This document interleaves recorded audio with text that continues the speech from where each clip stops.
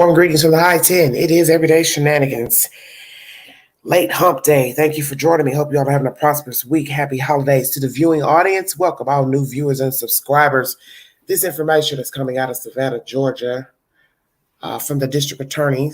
She's giving her latest information pertaining to Leilani Simon. WSAV3 is the source. Leilani Simon facing 19-count indictment, including felony murder. Thank you for joining me. Good afternoon, everyone. As you know, my name is Shalina Jones, and I am your Chatham County District Attorney. I'm here today to discuss a matter that has captured the hearts and minds of many people across our community, across the state of Georgia, and across this nation. And that is the sad and untimely death of 2-year-old baby boy Quentin Simon. Over these past few weeks, there have been photos and images that you might have seen of men and women hard at work, combing through heaps of trash, looking for just the smallest sign of what happened to baby Q, as he was affectionately known. When any person, particularly a child of tender years, is murdered, harmed, victimized, or goes missing in our community, it's a matter that calls our very humanity into question. These are the cases that keep us up at night. These are the cases that deserve justice. Before I begin, I would like to thank the fine members of law enforcement, particularly our Chatham County Police Department, Police Chief Jeff Hadley. Thank you if you'll join me here. I appreciate it. And to the rest of his team, particularly the lead investigator on this case, Detective Lemons. Chief, I want to thank you for the hard work and dedication that you've devoted to this case from the very beginning. Yes, ma'am. Your department was boots on the ground, and you made this the highest priority for our county. You represented our county well, and we greatly appreciate it. To the men and women of the Chatham County Sheriff's Office, the GBI, the Department of Natural Resources, and the FBI, of course, and every other law enforcement agency that devoted time, effort, and resources to searching for baby Quentin, we say thank you. These men and women worked very long hours, turning shifts for 6 weeks straight, working tirelessly and would not quit until Quentin's body was found. Were it not for their tireless efforts, we would not have been able to take the first step on the long road to justice as we have today. I'm standing here before you because earlier this morning, the sworn and impaneled members of our Chatham County Grand Jury returned a 19-count indictment against the mother of Quentin Simon, that is defendant Leilani Simon. Defendant Simon is charged in the indictment with 1 count of malice murder for the intentional killing or death of her son, Quentin Simon. She is also charged in counts 2 and 3 with felony murder in the death of her son. She is charged also with 1 count of concealment of the death of another in this indictment. And that is followed by several counts of giving false statements during the course of a police investigation. As your district attorney, I realize that this matter is really important to our community and also to the inquiring minds both here and beyond our community that want to know what happened to baby Quentin and how it happened. That curiosity is not lost on me. However, there's more evidence that may be revealed during the course of this investigation. And I say that to remind you all that this is an ongoing criminal investigation. Recordings just got better. Sorry about that. Intermission. Didn't know there was going to be a commercial in that. Sorry about that. As prosecutors, we are duty bound to preserve the judicial process by not making out-of-court statements about the case and by not releasing evidence in the case. I want you to know that this is not about hiding anything, and our goal is always to be transparent with the members of the public. However, it is very important that we preserve the sanctity of the judicial process. It is very important that we do that so that the evidence in this case, if this case should go to trial, can be heard by jurors who are selected from this community, the jurors, the citizens, and the people who are most impacted by the untimely death of Quentin Simon.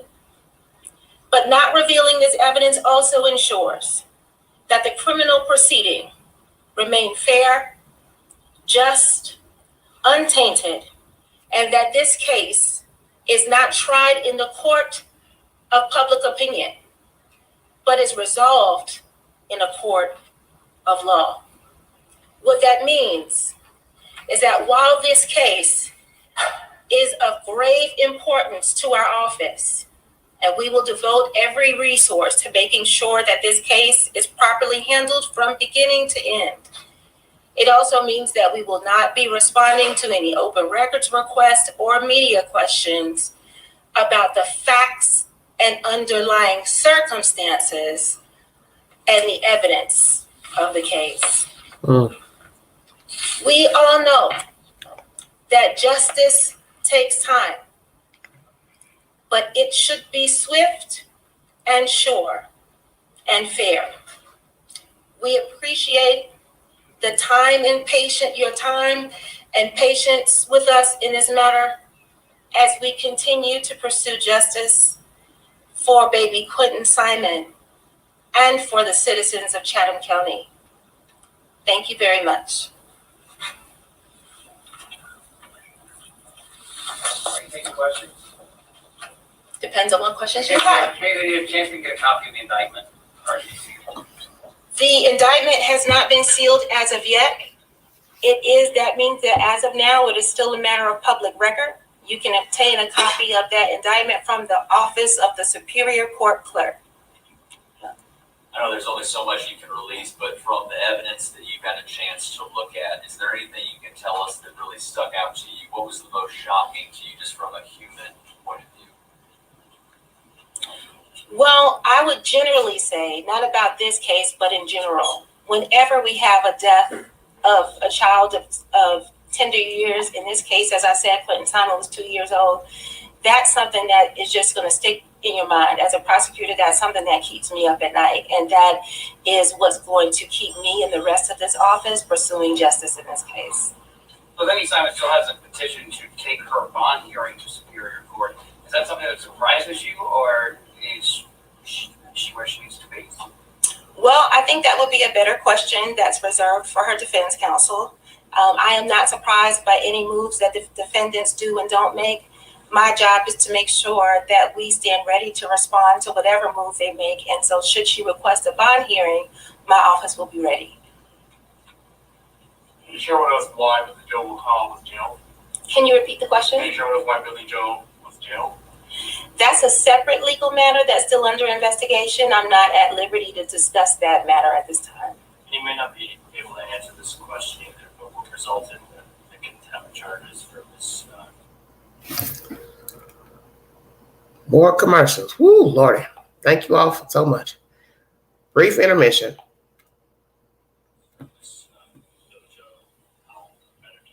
What's the question? What resulted in the contempt charges? Are you asking what caused the contempt? Yeah. Again, that's a separate legal matter. I'm not at liberty to discuss that at this time.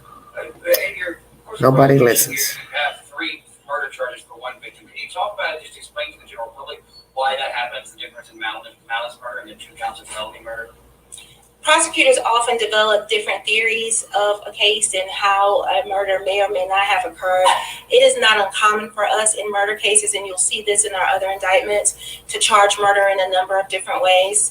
And as I said, as the evidence continues to evolve in this case and we get closer to trial, should we get there, we'll have more information about if any additional murder charges need to be filed or if they need to be changed in any way. You say you're still gathering evidence. Talk about the confidence you have in the evidence that you have right now. Well, to be honest, I wouldn't be standing here before you if I wasn't confident about the evidence that we have. We have more than sufficient evidence to bring the charges, and that's why we presented this case to grand jury. They actually believed us. They returned a true bill on the indictment. We're confident about that. But what makes me even more confident is that I get to rely on the hard work and evidence and investigation of Chief Hadley, his team, our law enforcement agencies. They collected copious amounts of evidence, and because of their fine investigative work, I feel very confident that we are about the position that we're in today.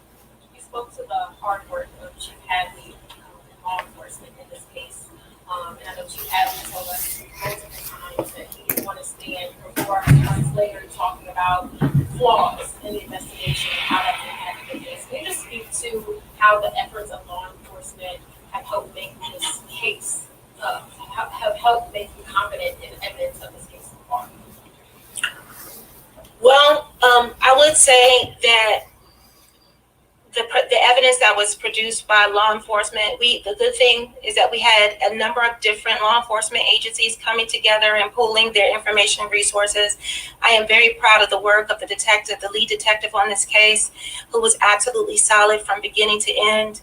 And, that's something that you pick up when you're a prosecutor and examining evidence and case files and working with detectives. Also, we have one of our top-notch prosecutors. All of our prosecutors in this office are top-notch, but we have one of our top-notch prosecutors who specializes in these kinds of cases and crimes against children, who reviewed the case day and night. So, those kinds of things build our confidence in moving forward with the charge. Do we have any information or update information about the boyfriend who was home at the time? We have information about that, but again, that's not anything that I'm going to reveal right now, as I can't talk about the underlying facts and circumstances. I'm sorry, I wish I could. I know you want to know, but out of respect for the judicial process, I kind of have to keep my word on that. And also, I'd like to keep my bar license. So I appreciate your time and attention. Thank you for coming out this afternoon. All right, everybody. WSAV is the source. Very well spoken, young lady. Matter of factly and to the point. Let's go over some of the key points mentioned in this press conference pertaining to Leilani. Simon, thank you for joining me. The grand jury met with said information from the district attorney.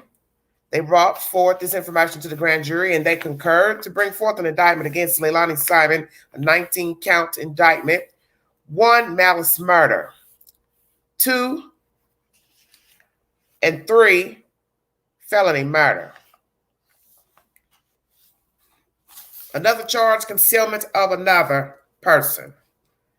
Also, underneath the concealment comes several false statement charges. More evidence may be revealed because this is an ongoing criminal investigation.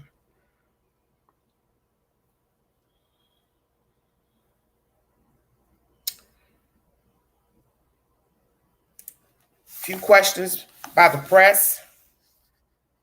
Basically, she's telling you she can't release any information, can't release any evidence.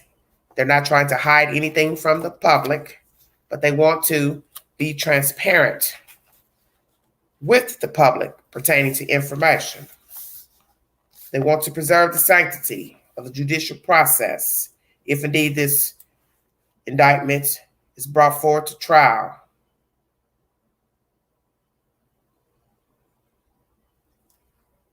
And there will be people naturally chosen as a jury, and they want to make sure that everything's brought forward remains just and untainted,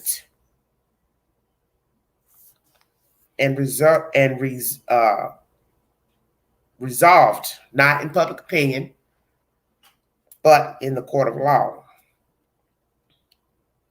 Also, the indictment was asked about getting copies, and you can now because it is still public record, if need be.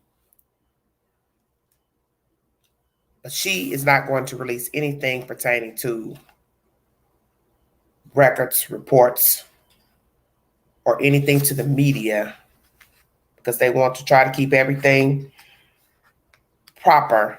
Once again, in case everything goes to court, a trial, want to keep all the facts and the evidence and the underlying facts to themselves.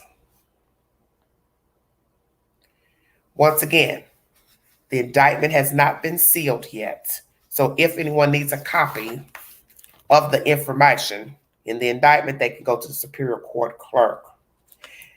She was asked what stuck out to her pertaining to the evidence of Quentin Simon.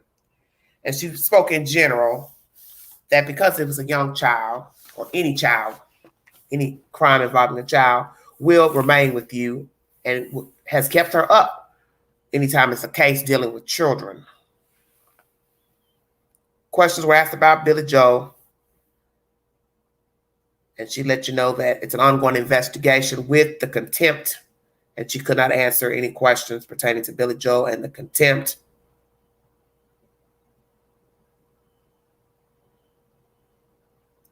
Also asked about the murder charges. Why 3? And she says, well, as they develop, a case develops, they gather theories on how the crime took place.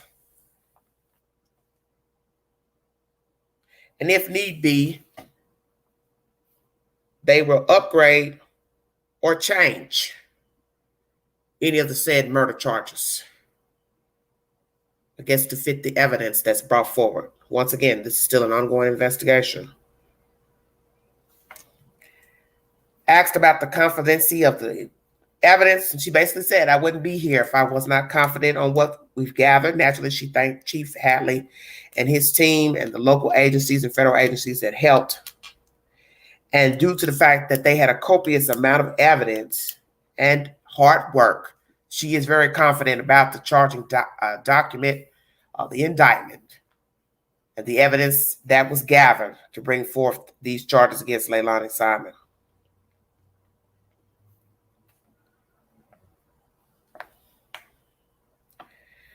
The boyfriend was mentioned by a reporter. She also said they have information on that, but they cannot say. But they will keep you posted on any developments in the case. Very interesting information. So what does Danny Youngkin know? Because many of you have your opinion pertaining to Danny Youngkin and his role in this crime. If he will be a witness, if he's a party to this crime. Was he told? We will see. WSAV is my next source. Leilani Simon has been indicted by the Chatham County Grand Jury on murder charges in the death of her 20-month-old son, Quentin Simon, on Wednesday. According to the district attorney, Simon is facing a 19-count indictment, including 1 count of malice murder for the intentional killing of Quentin Simon and 2 counts of felony murder. It is an 8-page indictment. I can try to read some of that when I'm done with this article. District Attorney Shalina Cook Jones held a press conference at the Chatham County Courthouse at 4 p.m. to explain the nature of the charges and update the public on the status of the investigation. The indictment tells the story of Quentin's last moments alive. Prosecutors believe that Leilani beat Quentin Simon with an object, causing cruel and excessive pain, which then caused the 20-month-old's death. According to the indictment, Leilani Simon left her Buckhalter home on the night of October 4th to meet her drug dealer, and again early October 5th to toss Quentin's body in the dumpster at Azalea Mobile Home Park. And this is the dumpster they're showing in the picture, which the Queen has brought you pictures of that said dumpster along with other dumpsters on the property. And I remember telling you all that I thought perhaps he could be in the front dumpster, which belongs to the store, because they only show partial picture. And when I went to Google Earth to search and saw the dumpster that's sitting on the other side of the fence, I said to myself, maybe he's not buried, in those dumpsters on the property, but the one that belongs to the store. Because I'm now seeing a full picture of that dumpster encased in a fence. And that dumpster belongs to the convenience store that sits to the right of the property. Police say the last time Quentin was reportedly seen was at early in the morning, October 5th. The Chatham County Police said its prime suspect in Quentin's death and disappearance is mom, Leilani. On the morning of his disappearance, Leilani told police that Quentin was taken. Her boyfriend, Daniel Youngkin, and Quentin's siblings were also in that home the morning Quentin disappeared. WSAB knows that police questioned Daniel in the hours after the search for Quentin started, but since then, WSAB doesn't know where he's been. According to police, Daniel was the last person to say they saw Quentin Simon alive at a pack and play at 6 a.m.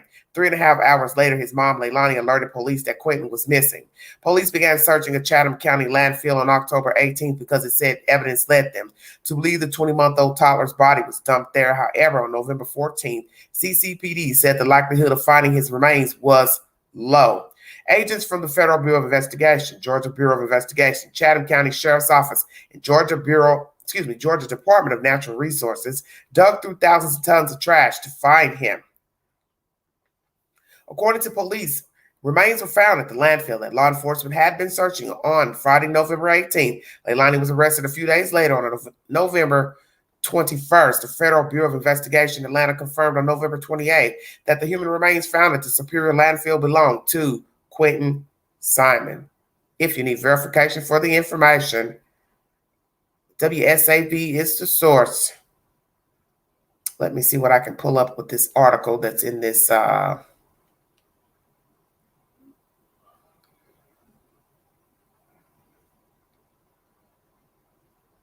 1 second.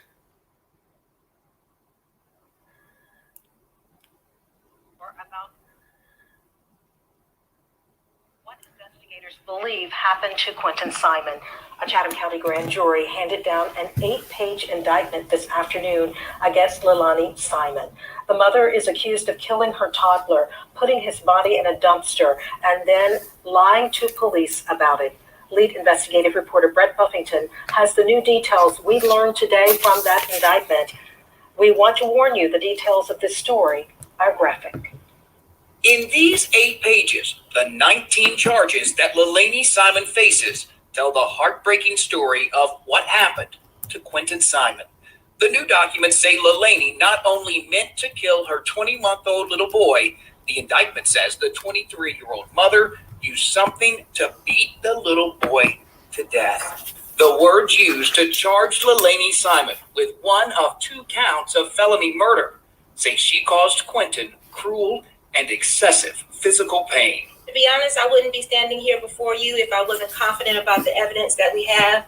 We have more than sufficient evidence to bring the charges. Investigators believe Leilani Simon not only used drugs, but had left her home to meet her drug dealer the day before Quentin Simon was last seen. The indictment says Leilani Simon drove Quentin's body to this mobile home park, put the little boy in the dumpster here, and then told investigators 3 different lies, including that she didn't leave the house, and finally, that she didn't remember doing anything. The indictment doesn't say how investigators know where she traveled, but we do know they have her cell phone records.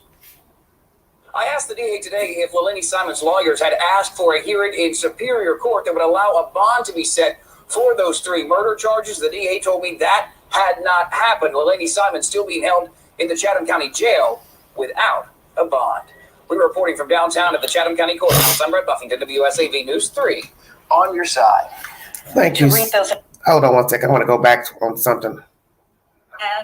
We have more than sufficient evidence to bring the charges. Investigators believe Leilani Simon not only used drugs, but had left her home to meet her drug dealer the day before Quentin Simon was last seen. The indictment says Leilani Simon drove Quentin's body to this mobile home park, put the little boy in the dumpster here, and then told investigators 3 different lies, including that she didn't leave the house, and finally, that she didn't remember doing anything.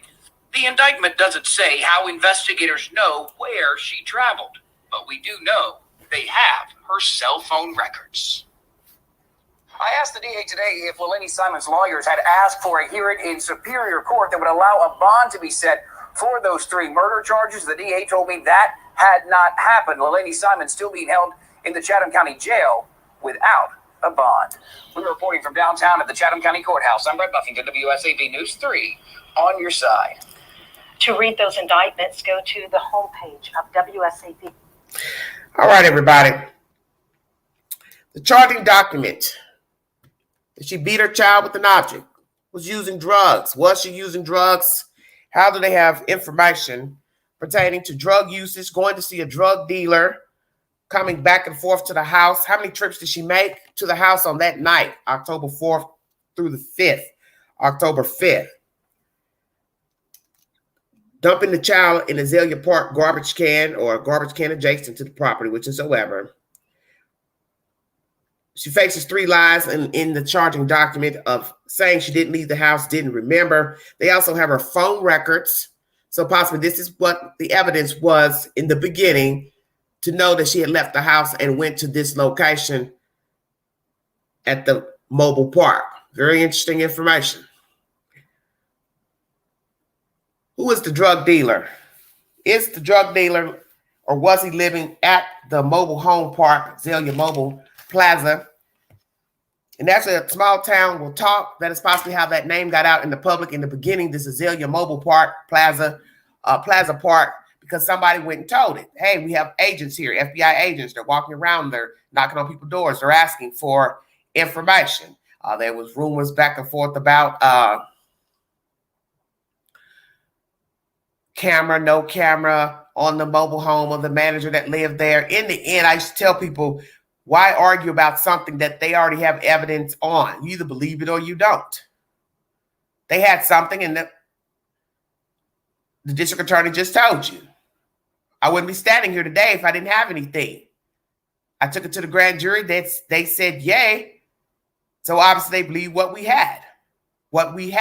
And it's still an ongoing investigation. So how many people are key roles in this investigation? We have a Leilani Simon in jail, a mother on contempt of court, Village, Ohio, pertaining to some other juvenile business.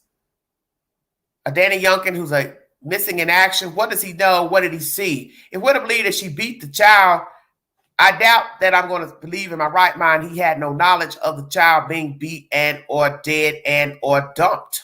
All of the above. Because in the end, what I have told you about true crime is something you should already know as being an adult. Everything stems from a version. The version they gave the police. The version the police gives to the public. The version the police gives to the district attorney. The version the district attorney gives to us. It's because everything is stair-stepped. Everything is from version to the person to what's been gathered and what can be corroborated. And there comes your story. Many of you did not believe she did it. Some of you wanted to blame other people in being involved or being the culprit, but they had the evidence all along that she did it. That's why she was named suspect and he was claimed dead 7 days from the missing report, which was on the 12th of October. So somebody went digging through phones quickly to get the information of where she went. And as I said, this was a small town. This is a small place.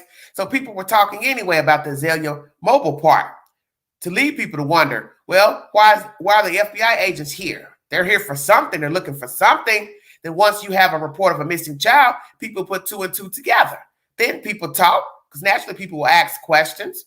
I mean, the agents are going to ask the people in the mobile park questions and anybody around, the people at the store next door. They're going to ask. So I'm going to ask, did she dispose of the baby at that dumpster that's behind the fence? Because now they show a full view of that garbage can in this article. Before, they only showed you the bottom part of the garbage can as not to show the entire garbage can for people to ask, I guess, which garbage can is this?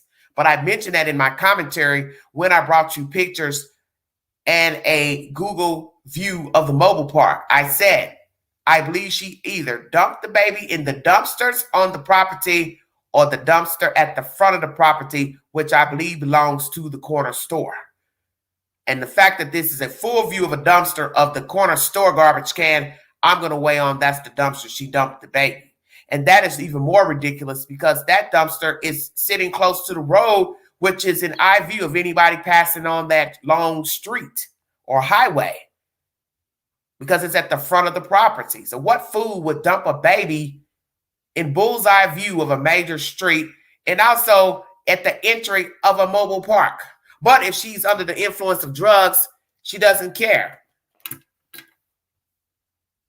She doesn't care. And of course, a few of you have mentioned that you thought she was under the influence of drugs, but the queen does not weigh on that as a motive.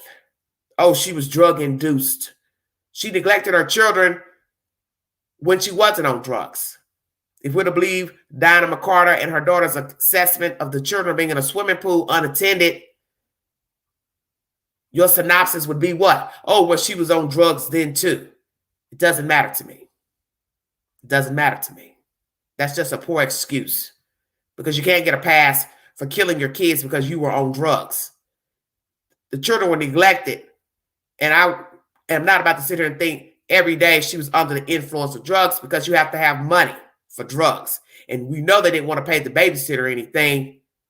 So I won't doubt that both use drugs, because what is the purpose of being with a woman that's an addict and you are not? Number two, what is the purpose of being with a man that's an addict and you are not?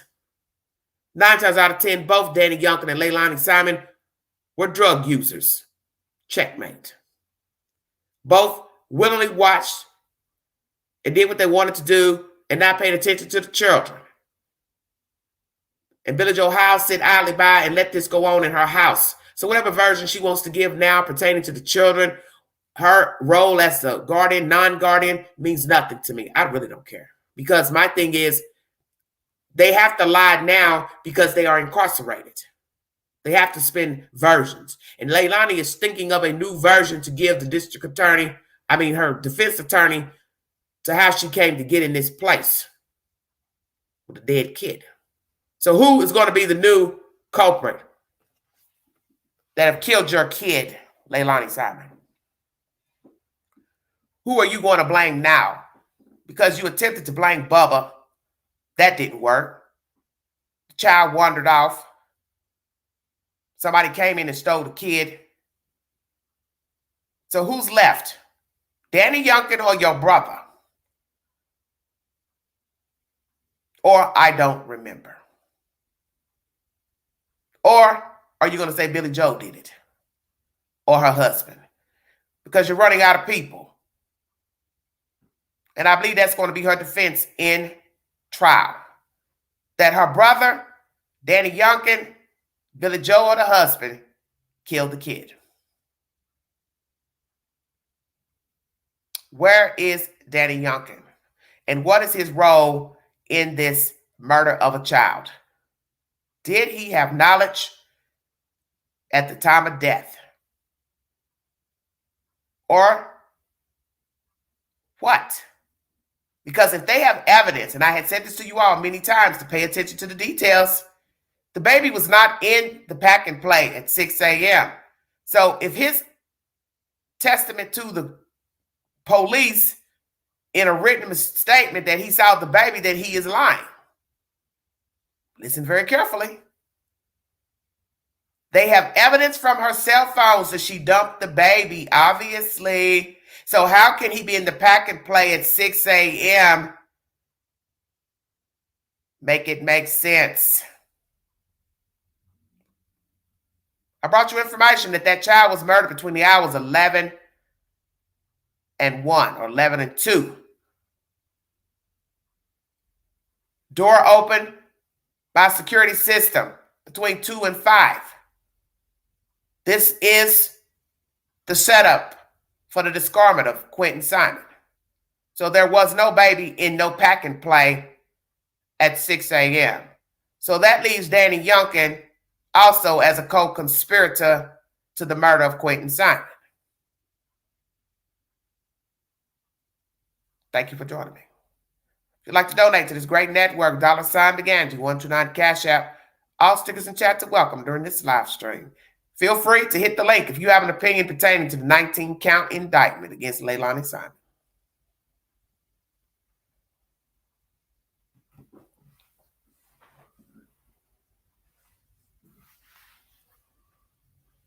a star witness / co-conspirator. I'm going to say it for the last time. The baby can't be at two places at the same time.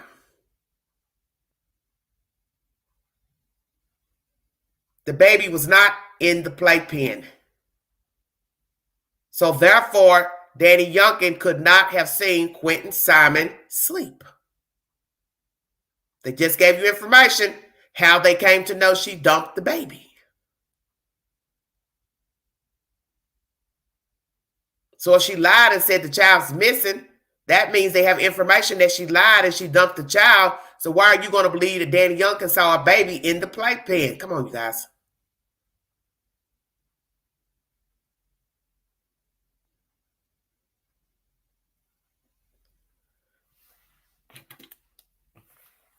That's why he left. He left for a reason. And he did not take his own child with him. That should tell you his role right there. You're entitled to believe what you want to believe. I'm going with the latter. He had knowledge. I'm going with the evidence from the police department, not YouTube or YouTube streets. Because that's the whole point of an investigation, is to gather. So common sense should tell you they know the time she drove back and forth to the park and wherever else she went. So if they can show when the car or phone was in motion, they're also going to show you when there's no motion, no movement. There was no baby in the playpen at 6 a.m.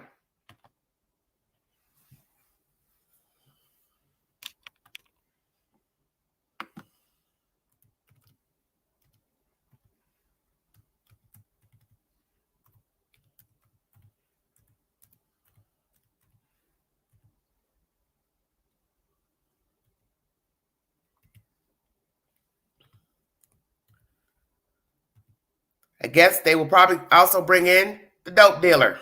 He will have to testify, whoever he is, if he doesn't go on the run.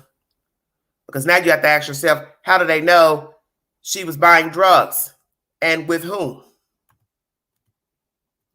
How do the police know that? Unless somebody told it.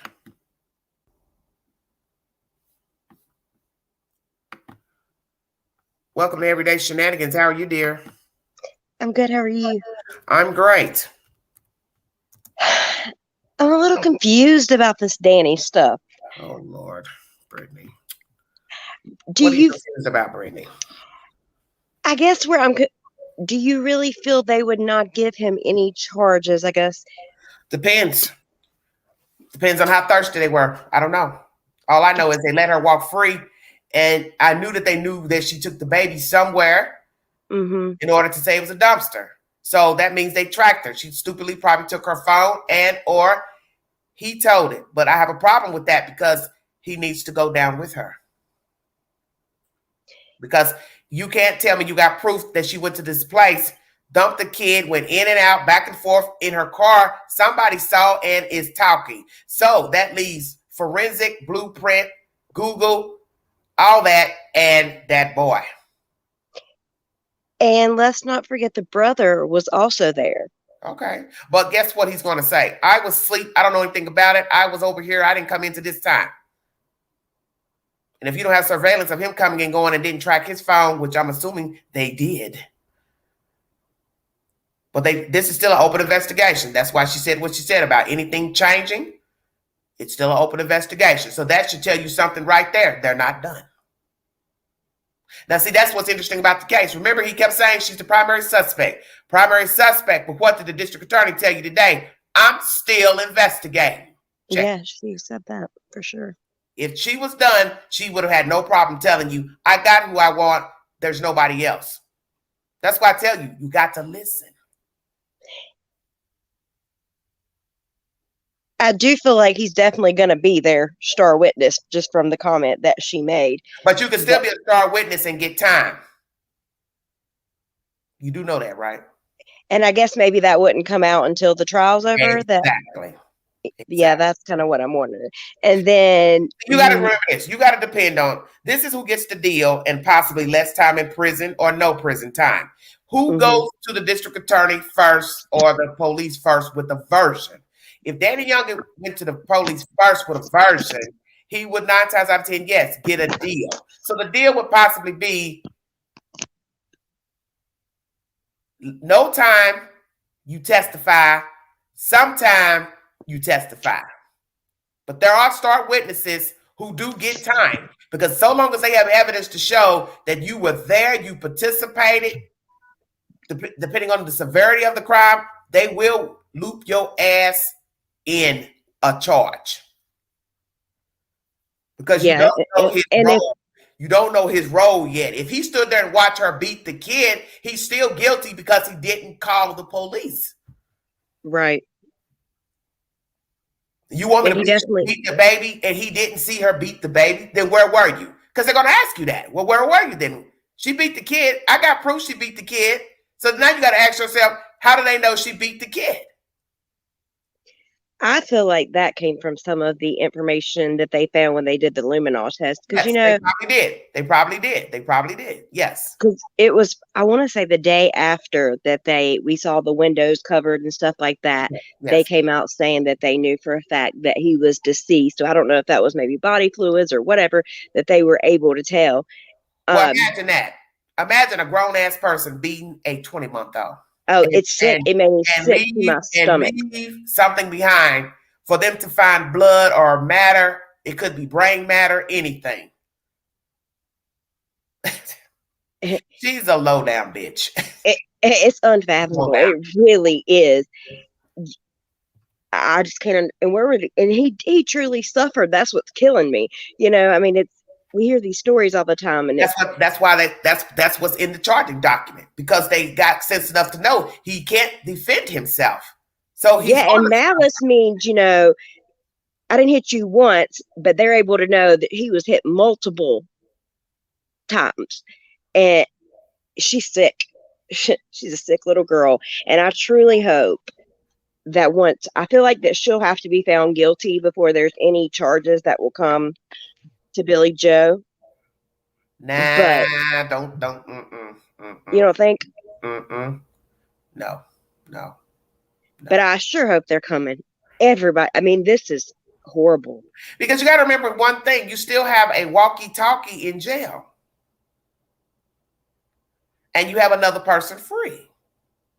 So you don't know what they're saying to the lawyers. You don't know what Danny Youngkin may say. You don't know what he told in the beginning. You don't know what they're still gathering pertaining to these people. Phone logs, phone calls. You don't know if something's been planted in the house on a car.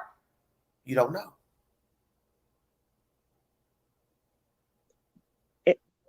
She's a sick girl. I mean, I don't know. It doesn't even make sense. It makes no sense. This was not an accident. You don't accidentally beat a child to death. And that's the whole point. Think about that. How would they bring forth the charge of malice murder with intent? They definitely know something. I believe. Exactly. I like that lady. She seemed like they have very solid. She was straight to the point. She was very adamant. To me, she's straightforward, like Cal City's district attorney. I mean, Baker City's district attorney. Straight to the point. No dicking around and talking in circles. She knows what she's done. She was even reading without even looking at the paper.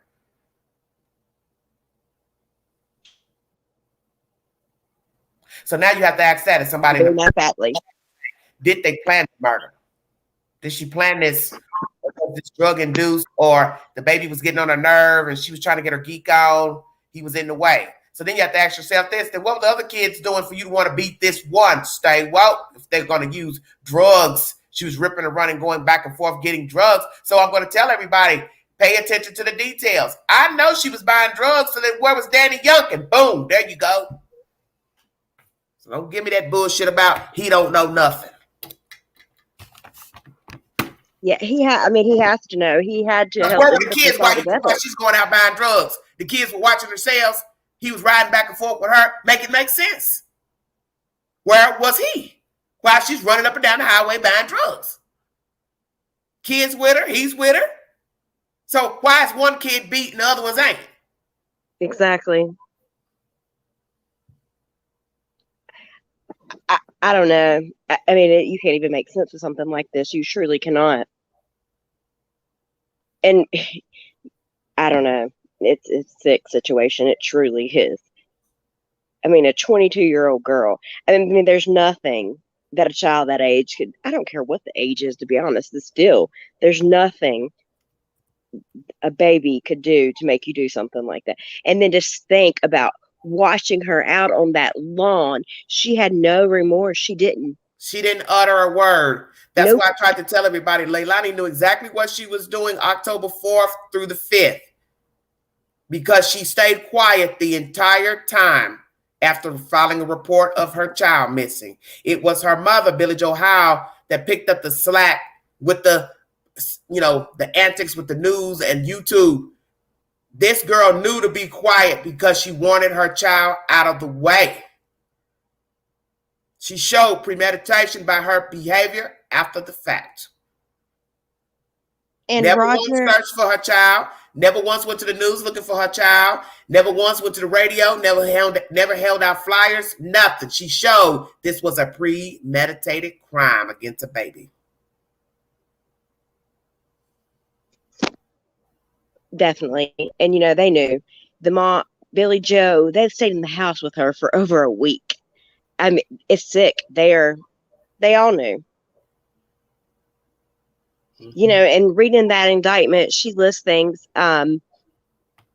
She said that she had originally went to that Chevron gas station. So I do think you are right about that dumpster. But Yeah. she says that she originally says that she goes to that Chevron gas station to meet somebody to get orange gel. Say what?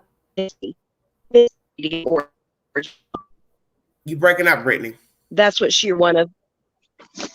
Can you hear me? I can't hear you. She said what?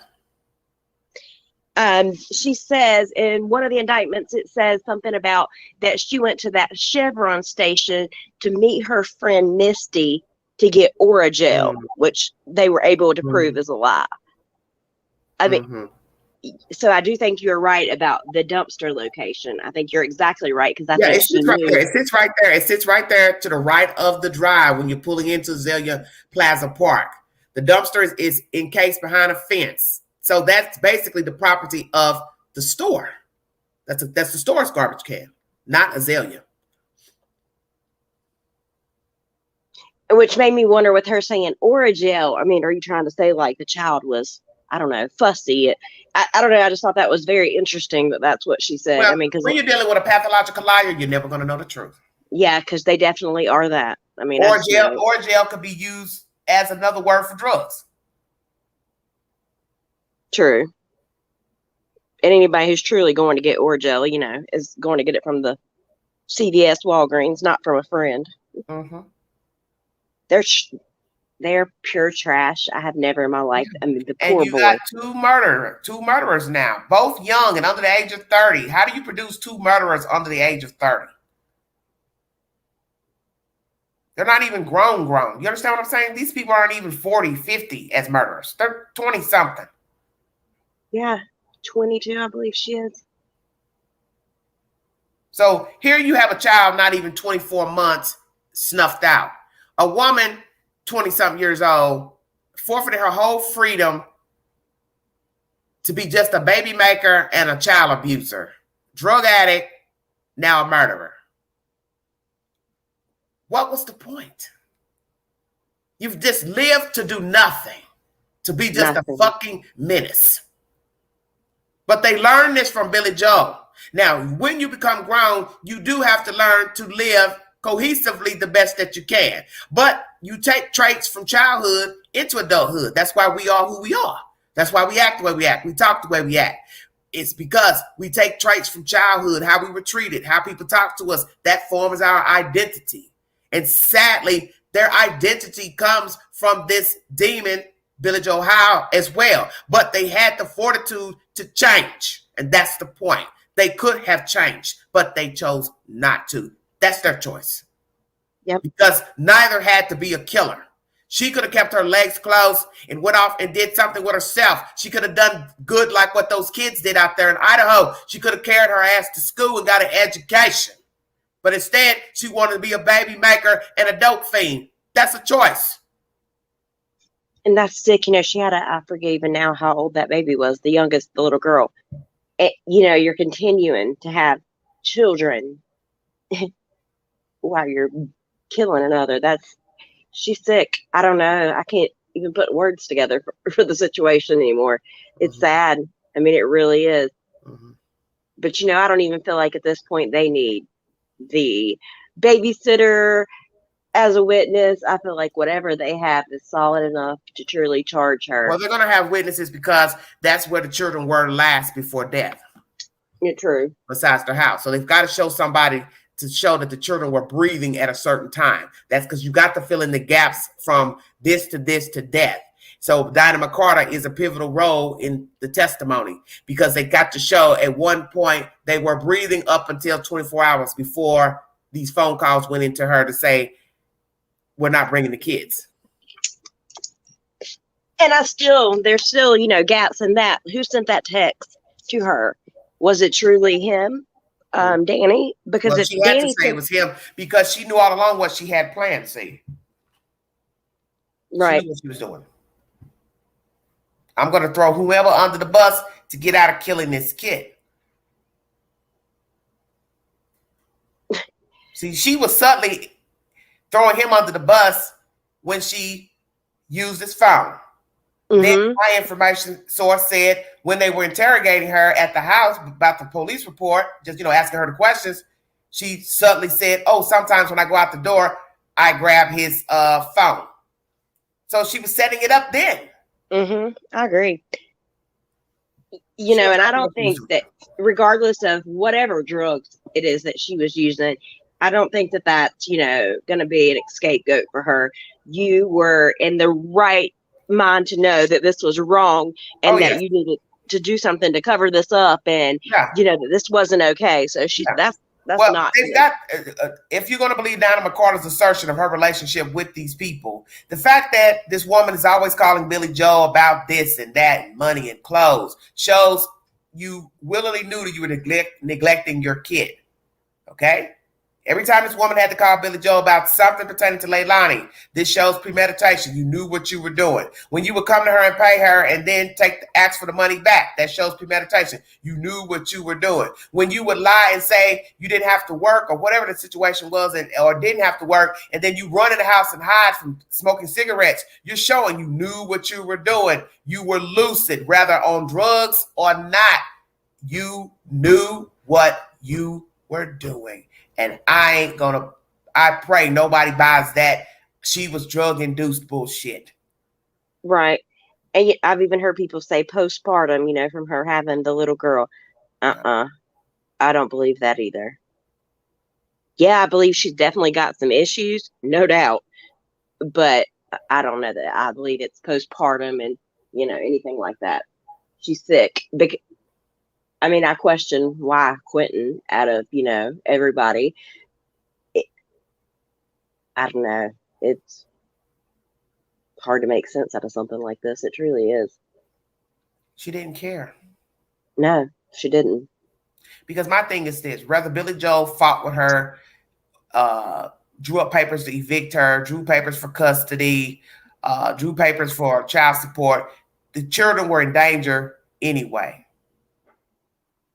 They were in danger anyway. So something bad was going to happen to one of the kids or all of the kids. Because so long as you are letting children run outside and not watch them, they were in danger anyway. Because the parents never cared. And Danny Youngkin was right there for the ride. You can't leave him out.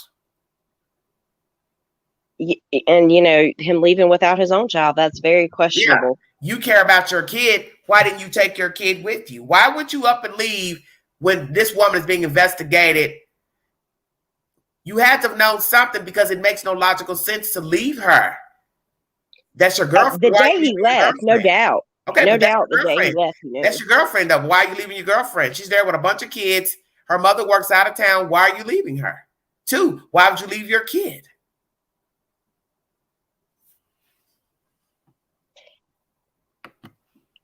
I don't know. They're sick, and I don't believe that, Oh, even you do BJ. know. You do know. You do know. I don't even think BJ was a good place for those children to be, clearly. Well, the whole point is BJ had bills to pay. That is her house. She was married to this man. That's her house. She wasn't obligated to keep the kids, obviously, originally, unless they can show that there's some other documents that were signed beforehand. I don't know. I don't really know what to believe about anything. But nonetheless, this was just a bad situation regardless. Definitely. Because really these parents didn't get along. The mother didn't get along with her daughter, vice versa. That's why I tell you, you can't go by TikTok videos and all that old bullshit, because look at the end result from them riding along, kissing on each other, hugging on each other. Both of them are now locked up and there's a dead kid and 2 are in foster care. So where was the love? Yep. That's sick. It's sad. And, I really hate that, the dad never had, because, gosh, thinking about, he did have a dad. I don't know his track record or anything. Clearly he didn't, have anything to do with him either. It just seems he was failed all the way around. Where do you think Mr. Youngkin is? I think he's somewhere in North Carolina being protected. And why? Why do you think he's there? I don't know where else he would be. I don't know. Where do you think?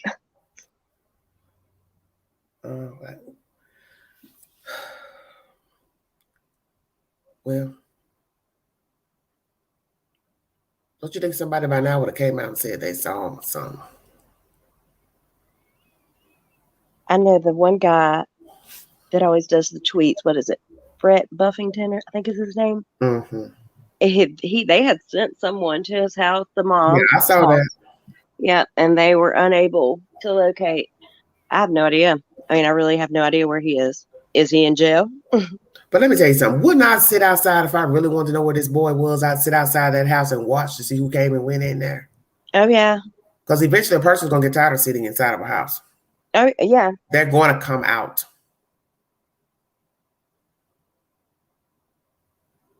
Do you feel that they're keeping him in some sort of protective custody or whatever, so that he's not? What? Who's going to hurt him?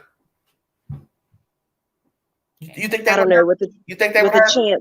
You think Billy Joe would hurt him? Who knows what she might do? I don't know.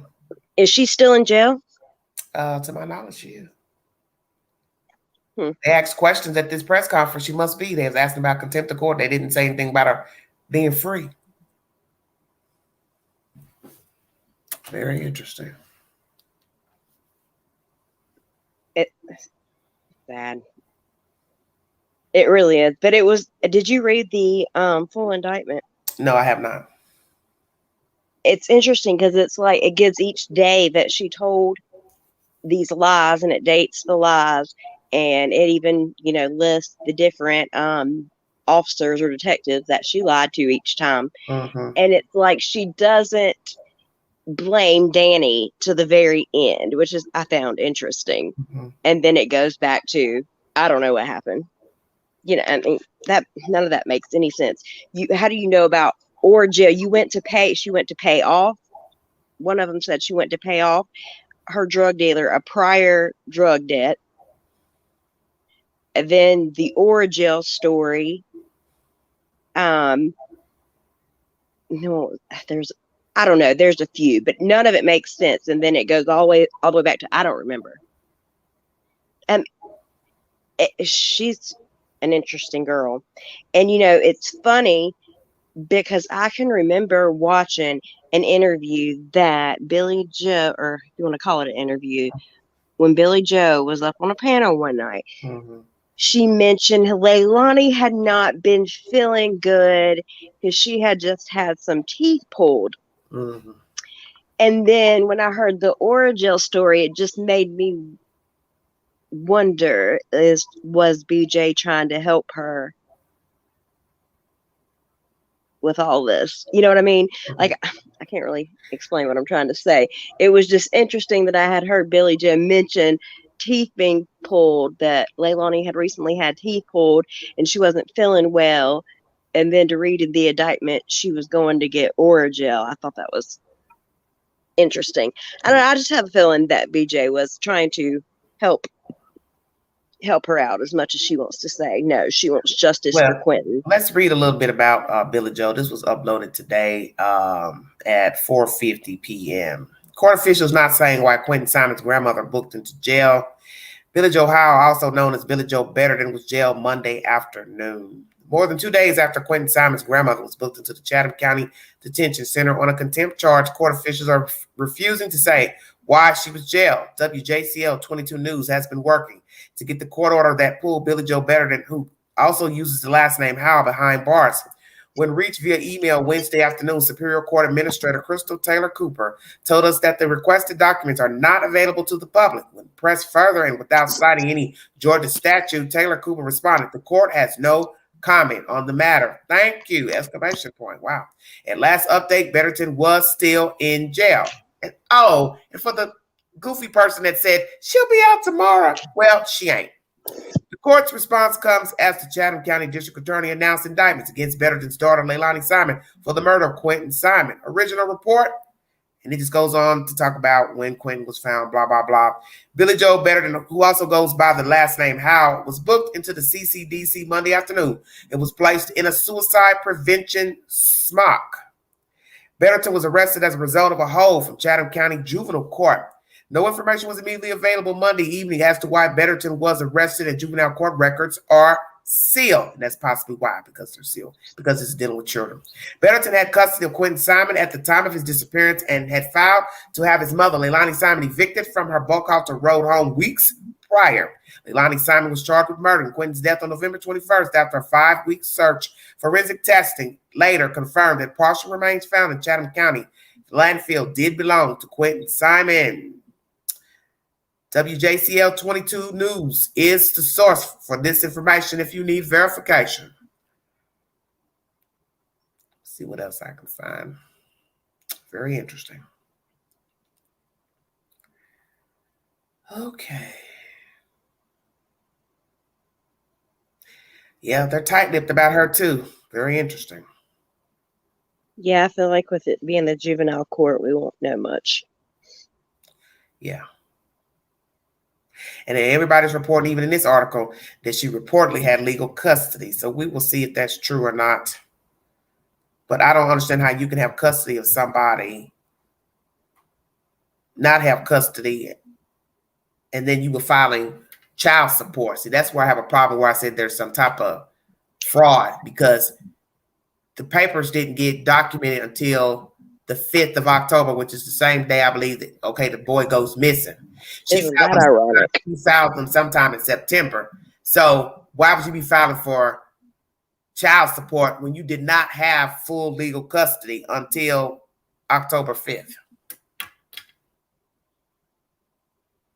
That's fraud. It's all very strange. It really is when it comes to the custody, and then with the papers not being filed. Because everything she did, everything was stair-step. Eviction, custody. So how are you filing for custody? I mean, how are you filing for child support when the papers weren't finalized until October 5th? She filed the papers in September. No. See, so it shows there was fraud involved. She had a plan for something.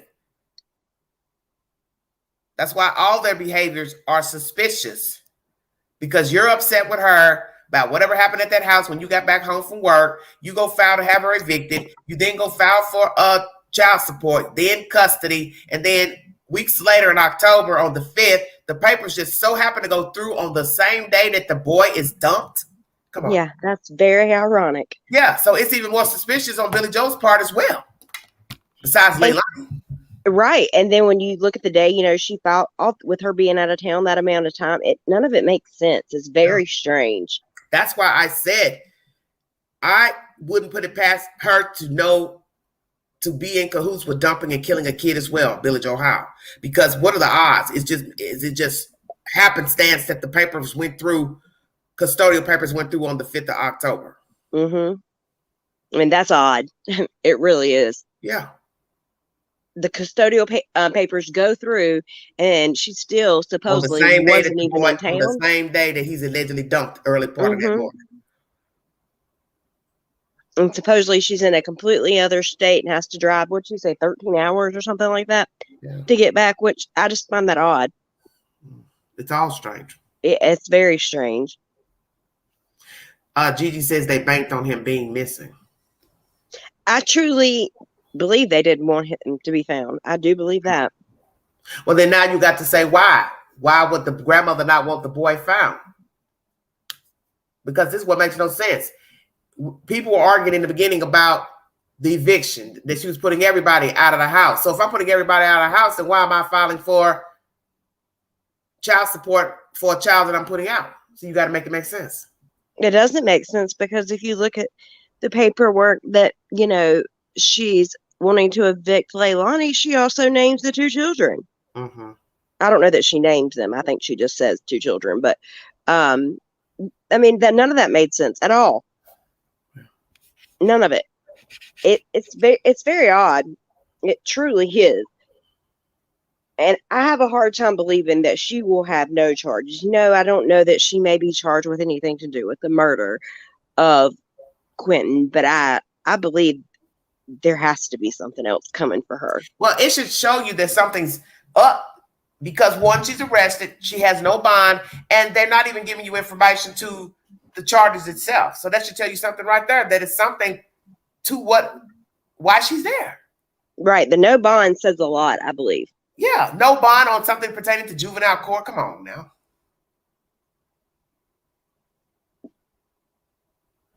In the very beginning, I always tell people to read between the lines. Why would you not have a bond from juvenile court? Why not? Yeah, that doesn't make sense at all. Yeah, she did. I was reading the Because chat. people abuse their children every day and get their kids taken, and they bond out from jail. Stay woke. Mm-hmm. I mean, there's people on murder charges that get a bond. Whether they can, you know, bond out or not, it's a different story, but they get a bond. And yes, Billy Joe did in the beginning state he was in the landfill. I was reading what someone in chat said. So she knew. And that's what, eats me alive to think that you lived in that house.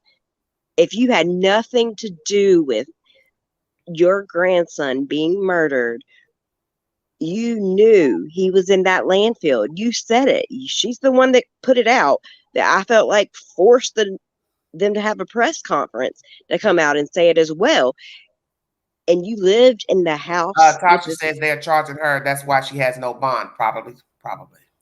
Because the investigation is still ongoing. So if they have proof that she did have custody of the children and she fraudulently got the kids knowing that the mother was still living in the house. So that's why I said there's still some suspicion with this custody paper bullshit. The fact that it went through on the 5th, the same day that the baby's dead. Did they have any idea when the papers are going to be processed? All of this is just too suspect for me. And I know, as they say in true crime, there are no coincidences in true crime. Mm-hmm. Very rare do you just have a coincidence or something where something looks a certain way. None of this adds up. It doesn't. When you try to add up all of the custody paperwork, none of it makes any sense. Why would I go file custody for anybody's child that I don't have? Think about that. Or I don't want. Or better yet, let me rephrase that. Why would I file for child support on a child I don't have? Right.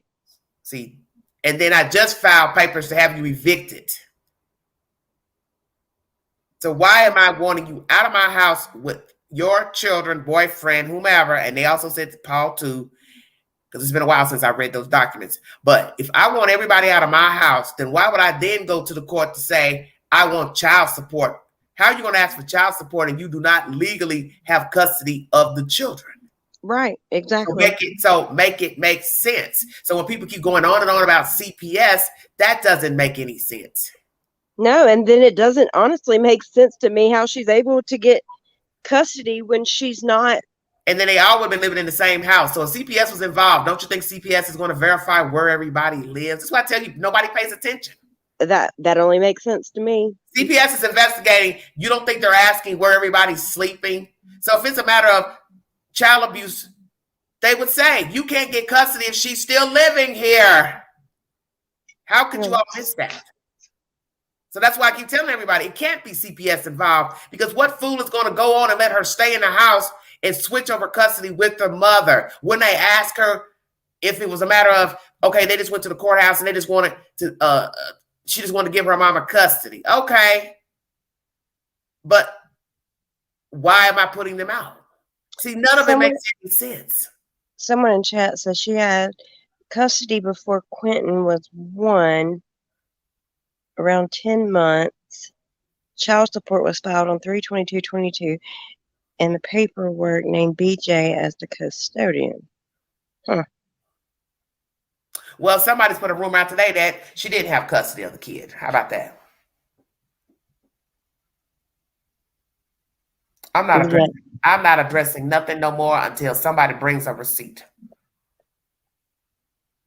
Yeah, and like I said, I feel like with it being juvenile court, that's going to be a little limited at the moment. It's just too many rumors circulating about this bitch and these kids and these custody this and custody that. And anybody with common sense should know there's some bullshit, or she wouldn't be in jail. That's how I look at it. If you can't read between that, then something's wrong with you. Right. Because you're not in jail because they're bored and wanted to arrest you. Exactly. If that was the case, when all these people were out there in front of their house, making a scene and causing all the havoc in the neighborhoods, they would have went ahead and arrested just to get. So let's go to Mr. Howe. What is his role? Because allegedly his name is on the documents as well as a custodian. So he's in hot butter too. But is he? We don't hear much about him. That's the interesting thing. But if his name is on the paperwork, it don't matter. Right. You still got to stand account. So why is he not in jail? Yeah, I don't know. That's the interesting thing. I don't know. Oh my God. And very wicked story. You have to admit he was the very first one to come out. What was it? Day 1 of Quentin being missing, on the very first interview with him, saying she lies. So I don't know. Maybe he has given information as to with Danny. I'm not sure, but that is strange because you don't hear anything about him, and he is on there. I'm not even sure him and Billy Joe are married.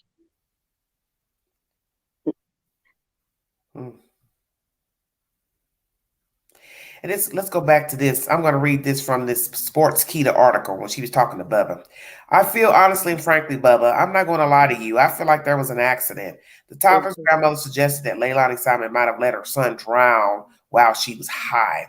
I feel like something happened while Quentin was in the bathtub and he drowned and they were both high. That's my theory. So it says Moss reportedly said that if it had indeed been an accident, Leilani Simon and the child's stepfather, Danny Youngkin, should have called the police. They could have just called the police if something like that happened. However, Billy Joe claimed that her daughter was a drug user, which supposedly impaired her judgment.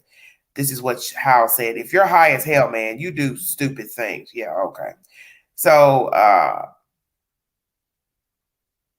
let's see. Before her November 21st arrest, Leilani Simon also denied her involvement in the killing. In an interview with WTOC TV, she said she hoped her child was alive.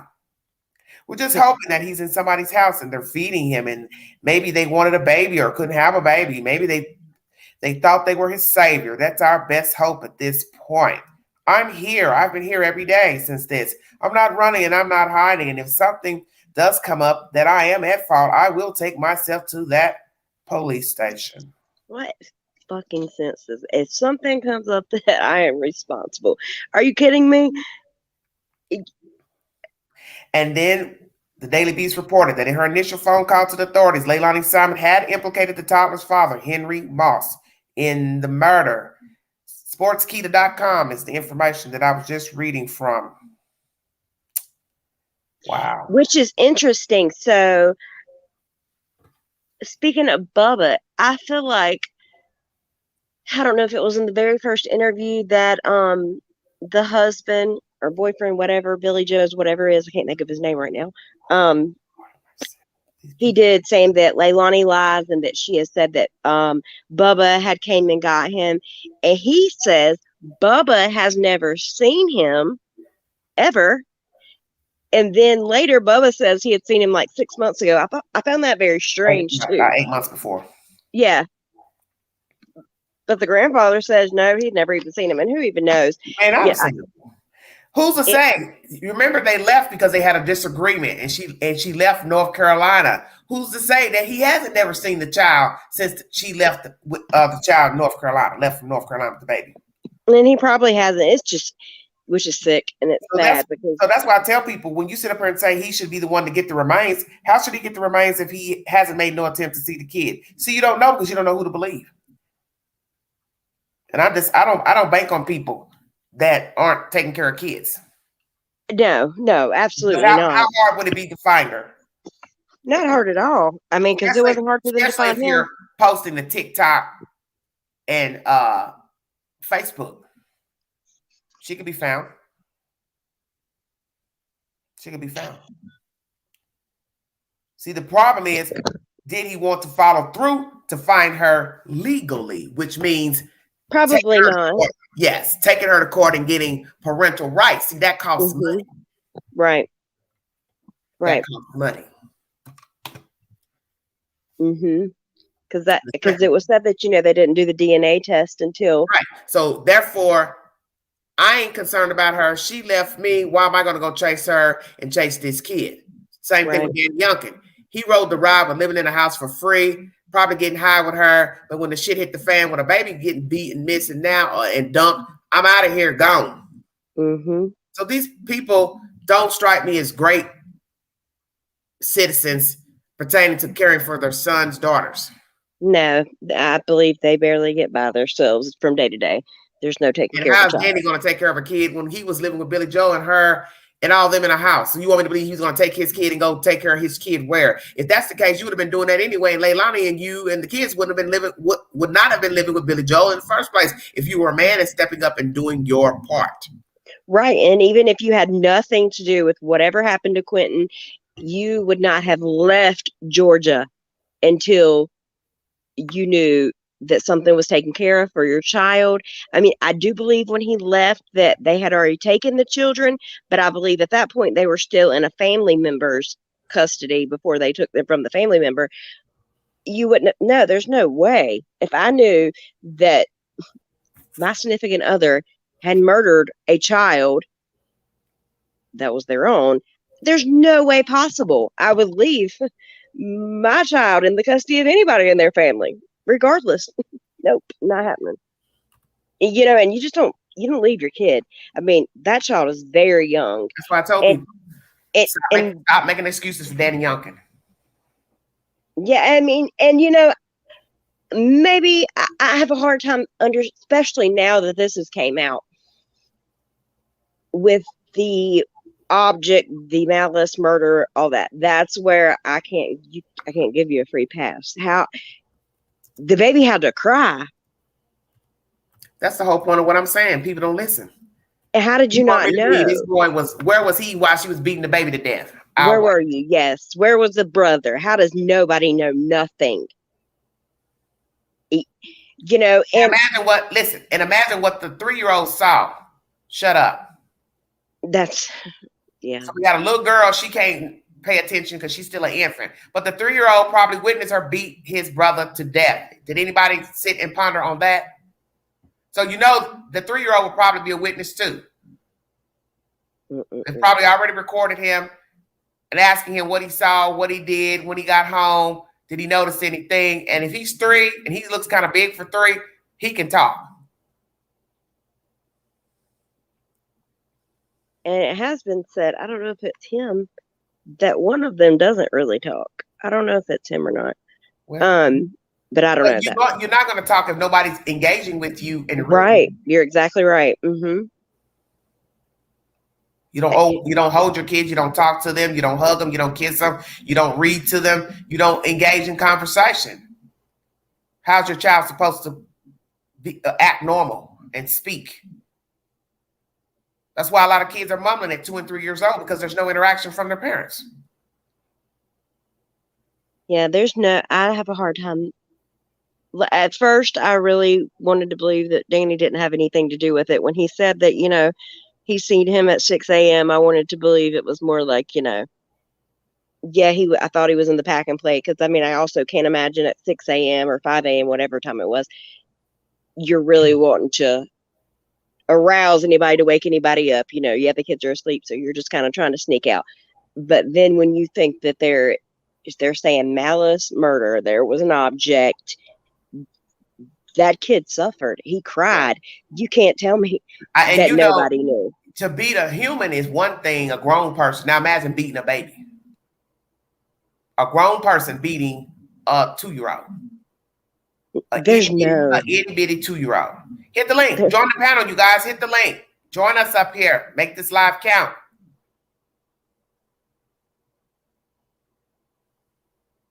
I can't imagine. It makes stories of people beating kids. I can't imagine somebody right now slamming a child down, putting their foot on their neck, beating them in the face, throwing them up against the wall. Because it ain't gonna take much to kill a 2-month-old. I mean, a 20-month-old. He was tiny. You could tell he had little bones. He was small. Mm-hmm. She's sick. I mean, and it makes no sense. I mean, even with having.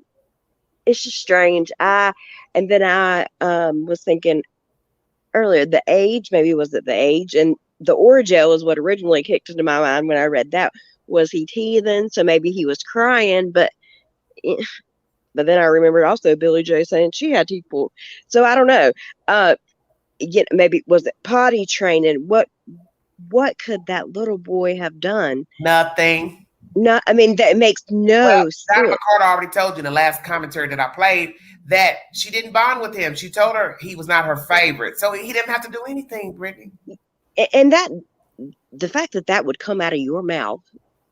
People say it all the time. They hate their kids. You just ain't heard nobody possibly say they don't like their kids. I wish you were never born. You know how many people right now grown will tell you that's what their parents said to them as children? I wish you were never born. I wish I gave you up. I wish I never met your father. I wish I never met your mother. Many people have said it to the children, and they've said it to them while they're grown. And I guess maybe, I don't know. I only have one child, so that's hard for me to say. But maybe you ever had a bad relationship with a husband or a boyfriend to where you wish you never had the child by the person, because that's how hate grows. It's the relationship with the parent. That's how the hate grows for the child. The parent has a problem with the other parent. So the child is a walking, talking vessel resembling the person I hate and loathe. So every time this person is running by me, talking, crying, I'm looking at the person that helped me get him here. The person that maybe didn't help me out, didn't provide, left me, abandoned me. Now I'm stuck with this kid. And this kid looks like this motherfucker I hate. I'm surprised my mama didn't tell me that. I mean, I get it. I do. I mean, I just can't. Every day. That don't shock me none. That she probably didn't care for Bubba Mouse. That when she walked off or he had the issues, they argued. She was done with Bubba Mouse. She kept it moving. And she's got that mentality from Billy Joe Howe.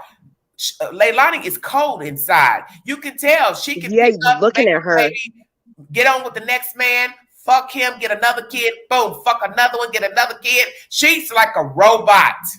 Mm-hmm. She's empty. Yeah, you could definitely tell she was empty inside. That is for sure. I don't know. I just couldn't imagine, telling somebody, I mean, if you don't try to bond with a child, no, you don't. Language, but I can tell you most people don't like their kids usually because of the circumstances in which they got them or the other parent. Or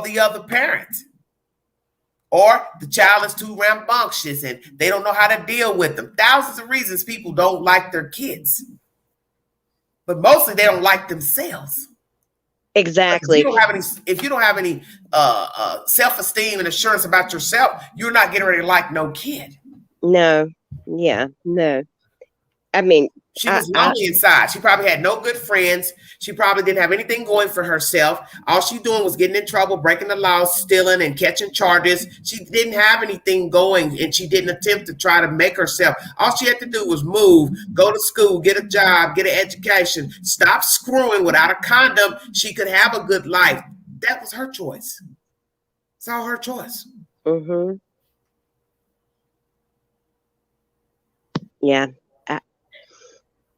She's sick. But yeah, I mean, I just think it's odd to actually tell somebody, I mean, to have that 3 children and to tell a babysitter something like that. I just find that strange. I don't know. Because even if you, that's why you look stupid still having kids. Yeah. I mean, because even if you do despise the father and things like that, you know, at some point you have to be the bigger person. You have brought this child into the world, and it is up to you to make things right. And I don't know. It's hard to understand. I mean, I don't know. It's strange. She's sick. She truly is. And to think that she had those children in her custody for, few days after that, or even that morning, what was she do? I just, getting high. That's what she's doing and planning what she was going to say to get this baby out of the way. The baby's already gone. So she's not got to set up calling people to say, I can't come, because she knew she couldn't bring only 2 kids without one, because Diana's going to ask, well, where's the other kid? Why would she not ask? That's why she didn't take any of the kids. She couldn't take the kids. Mm-hmm. And that's where I go back and forth with the Danny thing, because in my mind, I believed, okay, maybe she had took Danny's phone, text the babysitter, hey, they're not coming today, and maybe deleted the text, which is why Danny calls Diana when she finds out the baby is missing, saying, have you seen him? Not knowing that, they didn't go there. But at the same time, the babysitter also says that Danny usually brings the children in the morning. So that's very questionable to me. Why did he not? What was the reason he thought the kids were not going? Because supposedly Leilani had a job. Why was she not going to work? No. Fucking well they conspired with this. Come on, Brittany. There's no way you think he's not involved. He has to be. Somebody else has to be. I believe that. Because you got to start with the charging document itself. If you have information that the child was beat, somebody had to have told you that, or the child had evidence left behind in the house. So where was the father while the child was being beat? Who was watching the kids on these drug runs and the dumping of the kid? Make it make sense. Yeah, because I doubt she took the children with her. Yeah. I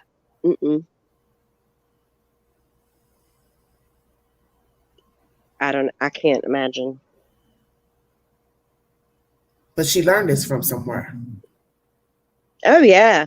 Because, it's ironic to have a child that's the murderer to start with. 2? I'd love to know the statistics on that. That's crazy.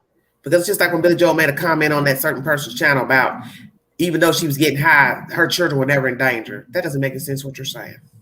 Well, in the indictment where they list all of Leilani's lies, she said the only thing that she'd ever did was marijuana. Well, clearly they proved that was a lie. Well, I know plenty of people that smoke marijuana, and marijuana's not going to make you kill a baby. It's not happening.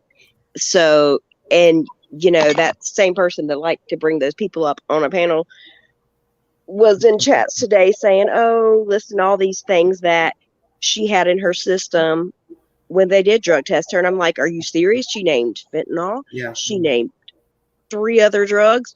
And I didn't open it up because I just let Brett do half, just the basics.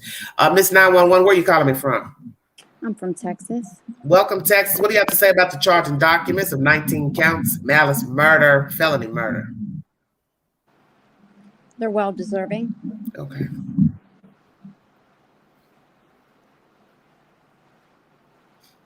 What more can you say?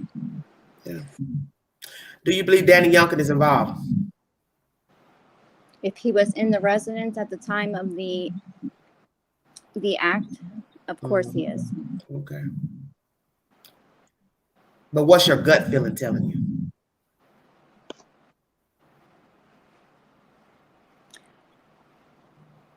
I would have to be silly to think otherwise, that he's not somehow knowledgeable of what happened. Yeah. How do you feel about Billy Joel being arrested and all this secrecy on the court documents? The district attorney saying, you know, naturally she can't speak on that. Do you think perhaps that she will also be brought forth on some type of negligence, gross negligence of the children and Quentin Simon? 100% she is negligent. Yeah. She's liable. Yeah. Whenever she was court ordered to take over custody of both of those boys, Mm-hmm. she gave an oath to provide safety Mm-hmm. and all of the above, what you do with normal children, right? Right. Right. So with her traveling back and forth out of town, and you know, some people are saying, well, she had to care for her children, you know, monetarily. Yes. Well, as a single parent, I had to care for my children monetarily, and I also had to provide them a safe environment. Right. So I'm confused on how there's different passes being given. Yeah, I understand. Right. Brittany, I'm gonna ask Brittany first, and I'm gonna ask you too, 911. Brittany, how do you feel about this crazy bat with this straight jacket suit on when she got arrested? I feel like it's all an act. I mean, So what do you think she said for them to put that on? They don't just put that on you when you get arrested. there's no telling. I believe they're all actresses at this point. But what I'm saying, sweetheart, when she got arrested, do you think she showed out? Oh, definitely. Hello, Queen. Feel like that she did. Hello, step closer. Hold on 1 second, sweetheart. Miss 911, what do you think made them put the jacket on her, the straight jacket? For being a gym pop. She provided some type of risk to herself and others. Well, do you think she was showing out, hollering and screaming and wailing and stuff? I'm sure she put on some type of play. Yeah. Okay. Step closer. What about you in the straight jacket that Billy Joe had on in the mugshot? I think it was a put on for her to make it look like she was suicidal. Okay. Because now she's arrested. Where are you calling me from, Step closer? I'm calling from Ohio. Once again, give me your commentary about this 19-count indictment. To me, it's going to be justice for the baby. Okay. My birthday. What do you feel about the charges itself, the malice murder, what's said, the allegations against Leilani on how she killed the child? I believe she has that coming to her. I mean, how do you feel about her beating her baby to death? They were not making myself clear. It makes me sick. Okay. My birthday's Friday. And when I heard that, you know, Billy Joe was arrested for this, for juvenile court, and her being charged, her indictment for 19 counts, it feels pretty good. Okay. Do you believe that baby daddy Danny Youngkin has some involvement in the murder of the child and the cover-up? Yes. Okay. I believe that he did not see that baby in that bed. I believe that he made the story up to cover Leilani. I've said it from the beginning. I do believe that he's got involvement in it. Okay. Hello, Ann. Where are you calling me from? Kentucky. All right. Sorry if I forget you guys, because you know Queen getting old. How do you feel about the 19 counts, malice, murder, intent, beat the baby? Went back and forth with a drug dealer on runs that morning. Go.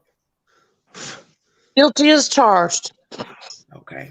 Do you think that a charge will come against Billy Joe Howe in connection to the death? Yes, I do. When you told me earlier or spoke earlier that no bond on her, I believe they'll get her for reckless homicide. If she had custody of them children, she did not have to be present. Yeah. She put those children, all three of them children, or the two children, in danger. Yes, I say all three. Say you can say all three because they were. Yeah. You can't kill a kid and then say, "Oh, she cared for her other two." That's idiotic. Right. You can't love two and hate one. Right. I just wasn't sure if she had custody of the baby with the father being Now, I present. can see him not signing that because he was there at the time of the alleged signing over of paperwork, but there's still to be some suspicion with this paperwork stuff. Yeah, there's some really suspicious. I think she falsified it. What you say, Closer? I think she falsified it. See, and that's where I thought the other night, because I was walking around this place panting, just trying to put it together. And I said, how could she get the documents forged without the person there? Because if I'm going to court, let's say we're willingly going into juvenile court to just do an even exchange of rights turned over, somebody's got to be there to be Leilani Simon. So then I said, did she get a doppelganger? But then you have to show ID. See where I'm going? Yes. I wonder if she falsified them where she had someone maybe act like Leilani and go sign them papers. Very good. Very good point. Very good point. So who would that? Oh my goodness. Shut up. The other daughter. Yep. Damn. Yep. Man, because when I saw her, when they were shuffling in the car at the beginning of this, they were coming out that driveway, and I kept asking people, who's that other girl? And people kept saying, oh, that's her sister. What the fuck? Yeah. Wow, wow, wow. The dark-headed girl? Imagine that, yeah. I wasn't aware of his sister. Oh, my. The plot thickens because my spirit keeps telling me everything's right in front of you. Just put it together, Queen. Did she fake those papers, and how? Because you got to have a warm body to sign the papers. She falsified them. Yeah, but you got to have a person, though. That's what we're trying to say. You still got to have a human, another human, to sign the papers, being Leilani Simon. I believe her sister did it. Yeah. There's no way she can just walk in and just forge documents. You got to have a second party. Yep. You got to have someone there. I'm sorry. Go ahead. Whoever was speaking can go. I'm sorry. I didn't. Oh no, you're good. I was just saying that she had to have that sister there present for her to be able to sign them documents to make it seem like Leilani signed them. And y'all are bringing up a valid point because in my possession, I do have that documentation. It is viewable on the Chatham County website. You can go in there. But with you saying that, see, that initially was filed on 3/22 of 22, correct? So Got it. See, my understanding was I thought everything was done in September because she was going back and forth to court doing different things after they had the altercation, at the house about the washing machine. So this is when Billy Joe is going to court back and forth day to day filing paperwork. I didn't know of anything that went on in March. Right, but what you guys are bringing up a valid point is that she was actually subpoenaed to court to appear, correct? And she never appeared. Who was subpoenaed? Wait, slow down. Who was subpoenaed to court? Actually, both of them were. Well, what month was this? So in March, it was initially filed. So then there was court, I can look at the documents, but I'd have to jump down probably because I would get kicked off. But so basically every month there was something that they had to adhere to. Right. Okay. So now we have to ask ourselves, well, why? Was CPS investigating? See, I don't understand. What's the sequence of this? Okay, so in the child support order, whenever a case is brought, it would have to either be filed. It's initially probably filed by the custodian, which would be Billy Joe, correct? Okay. So, but you guys are bringing up a great point because it looks as if Alani never showed, right? She was actually supposed to appear in court, I believe, on the 5th of March. Of October. That's when the paperwork got that's when it was finalized. Okay, so it got finalized on October 5th. I'm wondering, I can go back and look so I don't misspeak. See, what I'm trying to understand is who was filing papers to change over custody? Was she handing over her mother custody in March, or Billy Joe was filing to get it in March? There was a filing date in March. But by whom? It will say the child support enforcement, but Billy Joe is listed on the documentation as the custodian. So that means she had something. She had custody. Well, why So would, that means, why would you have custody from March? There's no way you're going to tell me from March till October something will be finalized for custody. No. The case that I'm speaking of is in regards to child support. Okay. The custody order was already granted prior to that March filing. See, but still something don't make sense. My understanding is that custody was finalized on October 5th. That's in news articles. Well, I do know that the two children were actually removed. There is documentation of that. Now, I don't know if that was something. That's Lord. actually. I'm dead now. I don't know nothing. I don't know anything about none of the stuff you're saying. Here's the thing. I can only speak on facts, and I always go off of court documentation. So I'm speaking on the child support case. Okay. It still don't add up because they have documents right now in September that she filed day for day. One was to get them evicted. The 28th was, I believe, about the child support. So and then it got finalized on October 5th. Okay, something's wrong here. That's good, because you guys are right on that. So it's just ironic. So that's why all I'm trying to say is whether it's child support, custody, these are still the same issues that came up in September. That's a long stretch. It is a long stretch. I agree. What is the truth of whatever the hell was going on back in March? Could that have been like temporary custody or something? I wonder if it was emergency removal. Right. So let's say somebody had been complaining and the state got involved, came by peeping and snooping around. Then that means Billy Joe had to have been living at the house at that time. See where I'm going? Right. And then she took this away job when she maybe thought the slate was cleared and nobody was coming back, banging on doors, wanting to see something. Because you got to show how is it you're doing all this custody switching and the mother's still living in the same house at Buckhalter. That's right. Yeah. The whole story don't add up. So if we go far back, if we get documentation that all this is true, that they were wrangling back in March, January, whatever, Billy Joe is screwed. Yeah, she's going down. Really had her living in that house knowing she was not supposed to be there if whatever reason custody came about to your possession.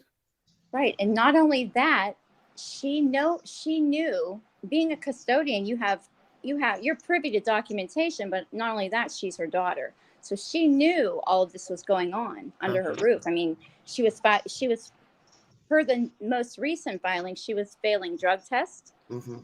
So I didn't understand that either. How would she have custody of her daughter when that document came out about the kid, Sky having something in her? First thing I thought was, well, then that's a good question. Why did she have her kid? Then how did she have her kid if her kid was born with drugs? But then I just brought you information about the 7-year-old. The mother said, "Oh, I'll go get help," and she ended up keeping her kid some type of way because he ended up being taken from her and then given to these adoptive parents that only end up dead 7 years later. So they do give people chances. See, that's why I tell everybody every case is not the same. But the thing is, she was already in the system with her 2 other children, right? So she was deemed unfit with her 2 other children. Okay, so that's what I'm trying to figure out. Right. So the way that it typically works in the reality world is the baby should have been taken at birth. Exactly. Thank you. That's what I said when I first heard.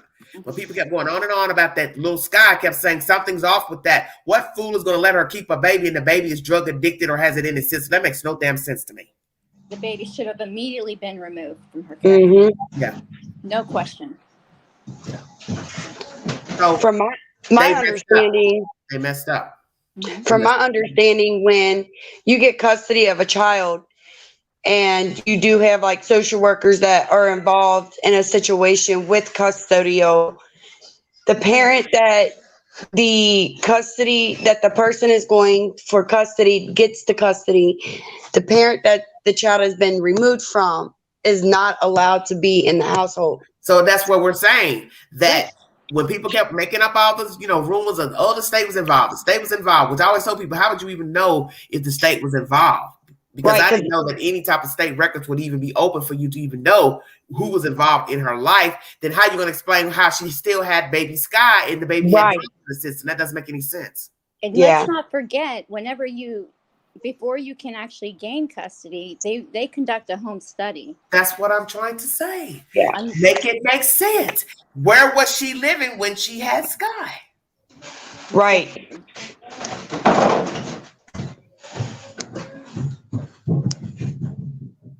Where was You she can't, living? can't make something make sense if it don't make sense. That's what I'm saying. Because You everybody can't. kept going on and on about CPS. Okay, you want to throw CPS in there, but then explain how she had custody of her kid up until this kid's death. What is she doing in this house? Where was she living at the time when Sky had drugs in her system? See, nobody has an answer for that. Well, I will tell you that the documentation that I have from the court records is that her address is listed as that Buckwalter address. Okay. So, and how did you get this information? It's actually viewable on Chatham County court search, and I believe it's in the Superior Court. You can find it there. So all this documentation that you read is open record through Superior Court back from March. Correct.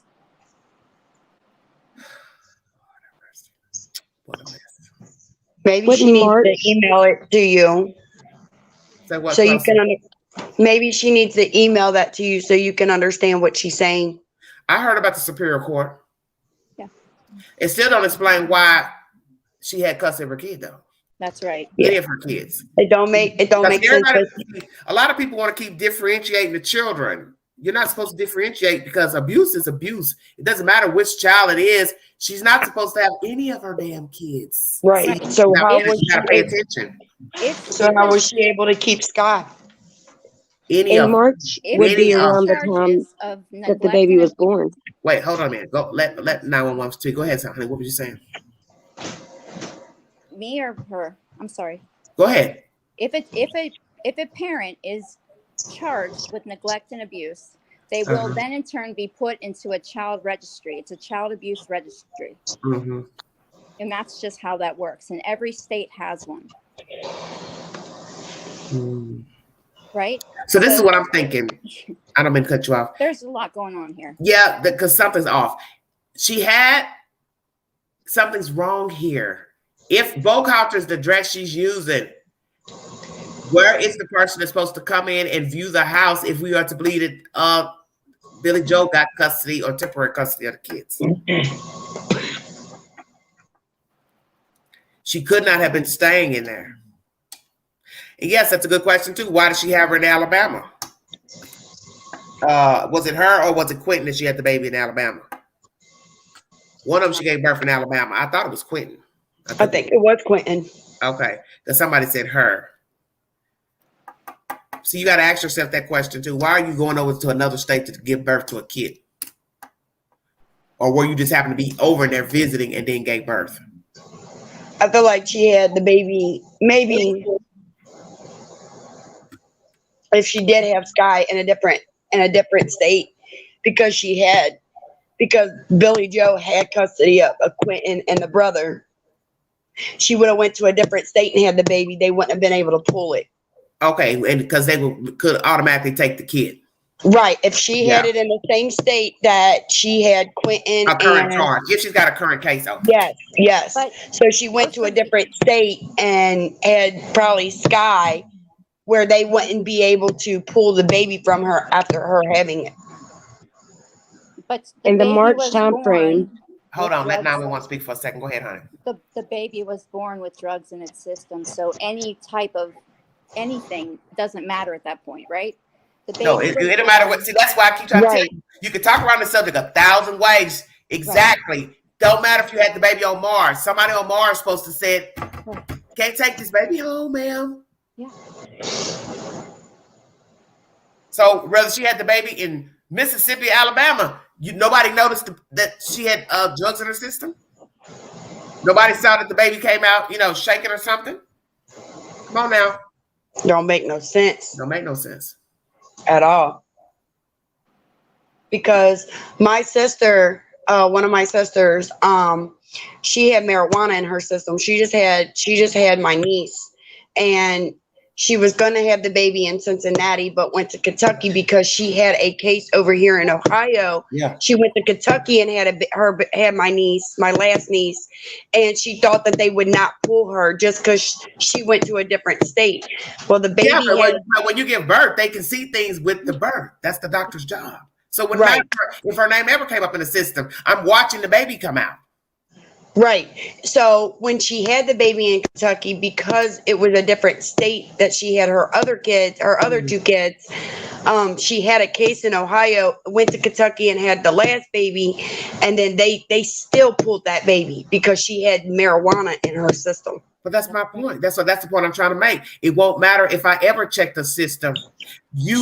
I am a doctor, nurse. I'm supposed to know what happens the moment the baby touch air. Yep. So I know that a baby is not right. When it gets here, usually they're not breathing properly when they've been accustomed to drugs in the womb. Right. And so that's my job to see why this baby ain't breathing. Why their lungs aren't functioning. That's when you're going to find out, okay, this baby's under the influence of drugs. Right. So what happened? They took her child right there.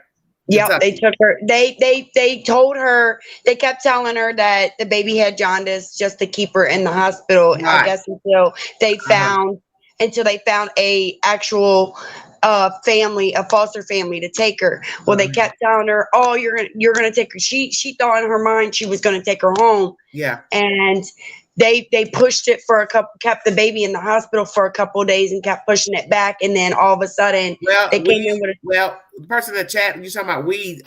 They can take your baby for weed. They test nowadays. They test the baby for everything. It doesn't matter what it is. That would be the smart thing to do. Is test the baby. They test the baby as soon as the baby comes out for everything. Everything. It doesn't matter if it's marijuana. It doesn't matter if it's coke. If it's in the baby system, they're going to find out. And if they should. They should. No disrespect to your sister, but if she's smoking marijuana while pregnant, that's very careless, right? Yeah. And, yeah. I mean, regardless of what. Well, and that's what the doctors are thinking. We don't care that you all think it's a mild drug. It's still a drug that don't belong in the system of a child. Right. Absolutely. It's an infant. Yeah. It's an infant. It's a baby. It is. Yeah. You don't put a blunt inside of a newborn's mouth, do you? I'll wait. You don't ever do nothing. That's what I'm saying. No matter if you're drinking, popping pills, you want to take a Xanax because your nerves is bad, they tell you not to put nothing in your body while you are pregnant. No because antibiotics, the baby consumes everything. Yeah, the baby consumes everything that you do. Everything. Mm-hmm. Even if you're in a state that it's legal. Yep. Lord have mercy. This is a mess. All I know is Billy Joe. I feel like Billy Joe's going to get charged at least with something. I hope so. At least with something. I prayed about everything from start to finish, from the search to Leilani being arrested. And I prayed about Billy Joel, and I don't care what nobody says. God heard my cry. He knew. Yes. I got to have justice for all of these kids, because in the end, the other two are also connected to this child. Yep. Because they were also raised in that house, and it could have been any one of them as well. And that's what people need to understand about murder. Just because a person chose to kill one child does not mean they are fit to raise any child, period. Any. And I pray for these kids, because after the story I brought earlier about little Troy Kohler out of Texas, he's died over, his adopted father drowned him in a washing machine over oatmeal pies. Oh, yeah, I seen that. So he went from a drug-addicted mother to these people to only end up dead in a washing machine. So we have to pray for the other two that they don't end up like Troy Kohler. What county was that case in, Queen? That's Spring, Texas. Okay. How long? Another malfunctioning jurisdiction. Right, I agree. Because I called, and those people had me on hold. I know I was on that phone for damn near an hour going from one line to the next, trying to get information about an autopsy. Wow. Hold, please. Hold, please. Connect your here. Connect your here. Hi. No. Oh, we don't know anything about that. Hold, please. That's all I did. I was just stunned. Our system is broken. Couldn't speak to nobody. Phone rang to the district attorney's office. I thought, what in the hell? And you got to remember, I'm hours ahead of Texas. Right. So why am I sitting here in the middle of the afternoon, can't reach nobody in the midday and Central Time? Nobody's answering the phone on nothing. Sorry, number disconnected. But all those counties to me, they don't got it together. Houston, Texas, those counties, You are on your own out there. Yep. Our system is broken everywhere. Yeah, the police and jurisdictions, as far as murder and calling to get help, and man, I wouldn't want to live nowhere near Houston, Texas. No. Ohio's no better. My sister was with her kids' father for 13 years. And he literally, he basically stabbed her a day after Mother's Day, and she died twice and was on life support twice and came back. Like she's a walking testimony. And Ohio didn't go and do their job right. Like when she got out of hospital or whatever, I went home with her, took care of her to get her healed back and get her back to normal. And they didn't even come back for any evidence. I found the knives that he stabbed her with, and my nephew, he's 8 now. He was 5 at the time. I found all of the evidence in my nephew's bed. Like they wouldn't go back and get no evidence out of her house whatsoever. So our system is broken. Who's raising him now? My sister's got all her kids now. Okay. Yeah, she got them back. But is she doing well? Is she off drugs or not using any type of drugs? She's never been on drugs. He was abusive to her, and she wanted to get out. And when she told him that it was over and she was wanting to get out of it, that's when he stabbed her. Yeah. But our system is broken up here too. Like this is what I try to explain to people about a case. Each case is different. Each person is different, from the mother to the allegations to the person handling the case to the agency itself. So what happens in New York, you can't compare it to in South Carolina. It's just the way it is. People like to down the system, of course, but then there's a chance that they give the people chances to get their kids back, as you've seen with Troy Kohler. The mother was on drugs, but they tried to get her help, and they let her keep her damn kid. So that's obvious. Every system, state, town is different. Yeah. So every case can't be compared. Not only that, every county's different. So not only is every state That's different, my point. That's what I'm trying to say. Each jurisdiction of a DHS office is different. Right. Because just like with Troy, he was able to stay with that drug addicted mother.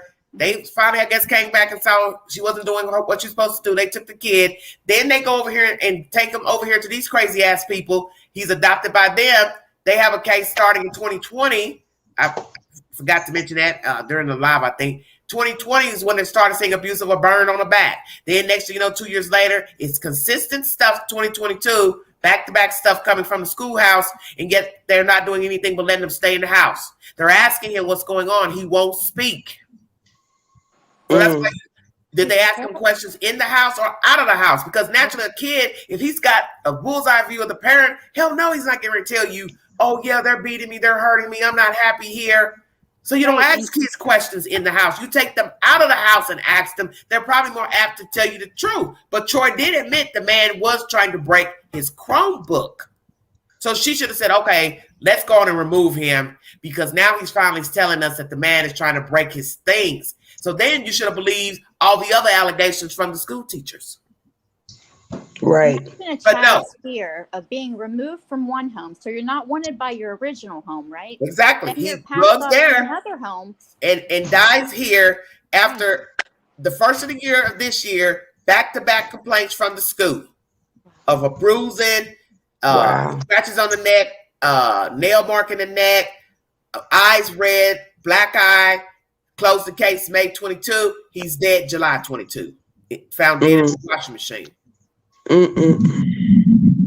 Drowned deliberately. So he had a noticeable black eye. And also beat and drowned by the father, Jermaine Thomas. Wow. Well, look at the West case.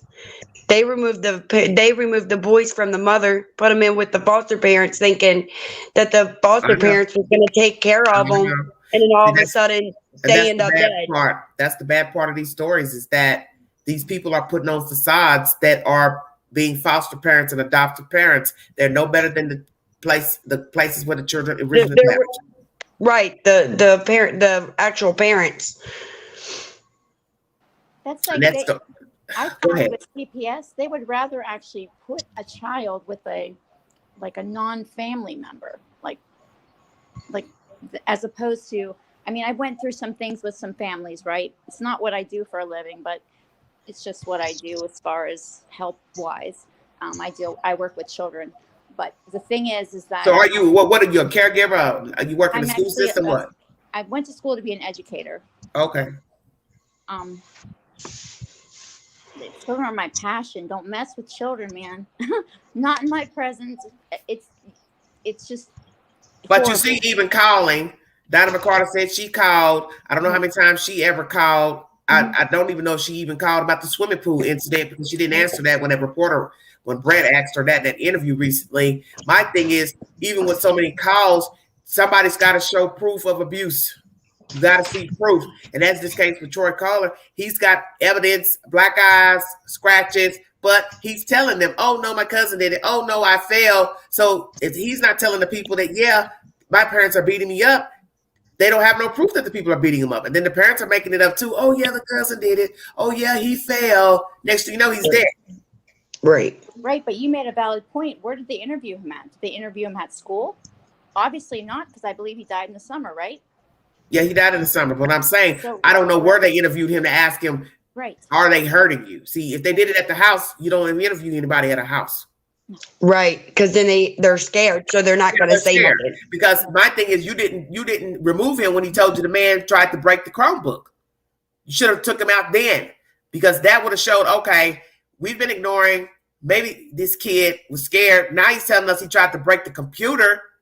Don't you find it strange? That's the only time the kid admits any type of violence is about the Chromebook.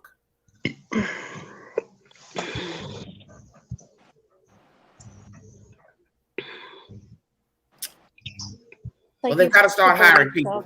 They've got to start hiring people. They need more workers and they need more investigators, because you can't expect a social worker to be a paper shuffler and also investigate too. They don't have enough manpower for people in the office, plus people doing the in-home take. Somebody's going to have to split up the positions. I think it may be even better if they did like an outside investigation as opposed to, you know what I mean? Have like when they investigate police departments. Oh, internal affairs. Right, like have like an outside. So just have an agency just for investigations of child abuse. That's right. So that's be good. A social worker that does medical, food stamps, child cases, and then private investigations. That's a separate entity, and those people confer with the social worker, and they're the ones who do the investigative work. And they'll be just like a regular detective, sitting outside the house, watching who's coming and going, see who's going in and out, like you would if somebody was under surveillance. To me, that's the only way you're going to learn anything. Because that's how you're going to know if the child is unattended, such as like with Quentin. If somebody had been watching and sitting outside, you would have known, okay, nobody's been outside in 20, 30 minutes. Right, but think about the times that he was outside. That's what I'm saying. He was under Billy Joe's care. Yeah. Mm-hmm. So that's why I said we need to find out, was Billy Joe working on the road back in March? Okay. That's a good idea. Yeah, because that's how you're going to know if this is anything pertaining to fraud and her willingness to actually navigate and be a parent to the kids. Because I said she's not going to go make no 50, 60,000 as a welder and take those kids with her. So what's the purpose in getting custody when you have no intention of actually rearing the kids? That's where the fraud comes in. Right. Very interesting. Yeah, because who's to say if she's not getting any monthly supplement for having those children? Yeah, because that's why I told people, why would they pay her though? Think about what I'm saying. I told everybody she makes lucrative money. You don't have any guarantee that the state of Texas, the state of Georgia will give her aid when you already make a substantial amount of money between you and your husband. And if indeed his name is on the paper, why am I getting ready to give aid to somebody making over $100,000? That's not considered low income or moderate income. What I found interesting is they actually had in that child support case, they had both ladies, both BJ and Leilani, they had them submit 2 years of tax returns. Well, you would have to. Right. That's what I'm saying. That's why I keep telling everybody when everybody keeps saying, well, it must be for monies. You got to think logically. Would she even qualify? You know, damn well somebody making $100,000 is not going to qualify for food stamps and no damn stipend from the state of Georgia. Right. So they take both incomes into account. Leilani was ordered to pay for one child. It was 50% of, I'm just going to give you a rough number, but I know it was like $375 for the firstborn, right? For Quentin, it was $150, 50% of that. So she was ordered to pay, let's see, roughly what, $200 and some dollars, almost $300 a month. Now, if they're taking Billy Joe's her income into account, I mean, I heard she was balling. Is that true? She was what? Balling, like making money. Well, sweetheart, the Welders make a decent amount of money. She was married, so you count two incomes, multiply times two. That's true. So at least 100 plus. At least 100 plus. Doesn't that seem like a high amount to be awarded, even though they are her children by birth, right?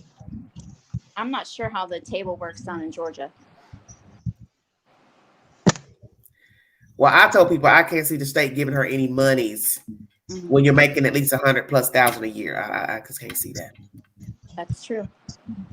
The only way I can see her applying for money is if she quit the job or was laid off. Then she could say, I'm not currently working. I'm only getting unemployment. Yep. So unemployment naturally is going to be less than what she actually made as a salary. So that's what I've been trying to point out to everybody in the chat.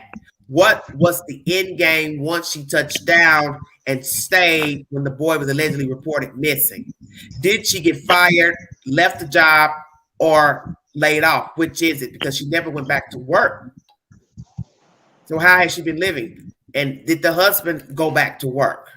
Right. Now you're hearing all these gossip about selling of stuff, campers, cars, trucks, all this stuff. Something is very suspicious with all the selling of items allegedly.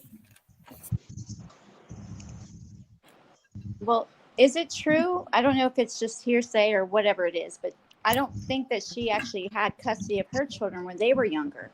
Well, she was in trouble with the law and doing all kind of things. So somebody took in her kids at some point.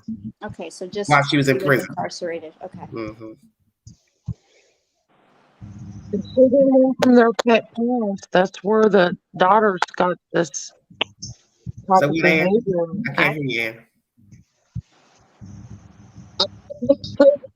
You're breaking up, love. Okay, I probably have a bad connection. Oh, go ahead. Let me mute everybody. That might help a little bit. Let me mute everybody. Children learn from their parents, so I believe this daughter has learned all this behavior from the mother. But she has. But that's the point. That's where you learn everything. Is how you're treated, how you're raised, how people talk to you, what your surroundings are. It doesn't mean you have to become what your surroundings are and how you're treated, but in the end, it will be a sole decision on how you choose to be. But the little things that happen to you in life do form your identity. Dr. Phil will tell you, your identity is formed as a child. Right. So what you subject the child to will, that will pave the road of how he or she turns out. But it's not saying that the child can't change. You could have a rambunctious child that stays in trouble a lot, don't mind, has got some type of mental issues, but somebody has to stay on them to get them the proper care. Right. And the aggression that Billy Joe showed by walking into the babysitter's home. Mm-hmm. Yeah, you got to remember that aggression was already there with the altercation in September, which led to all these filing of documents. Right.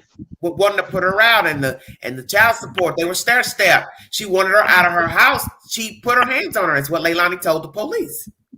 And I believe aggression is what took this poor little baby here. Yeah. So she learned to be violent from her mother. That's right. Actually, neither one of them deserved custody.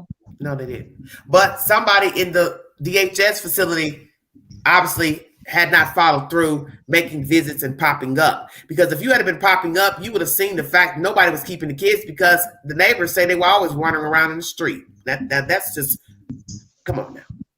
Right. The system is broken, and children are, Yeah, they need to investigate. They need actual investigators just for that, to see if the person is qualified to take the child in and or keep their child, or the child be returned home. You need to have pop-up visits. You need to not tell them when you're coming. You need to sit and watch the house, just like you would if you was investigating a crime. It's the same thing.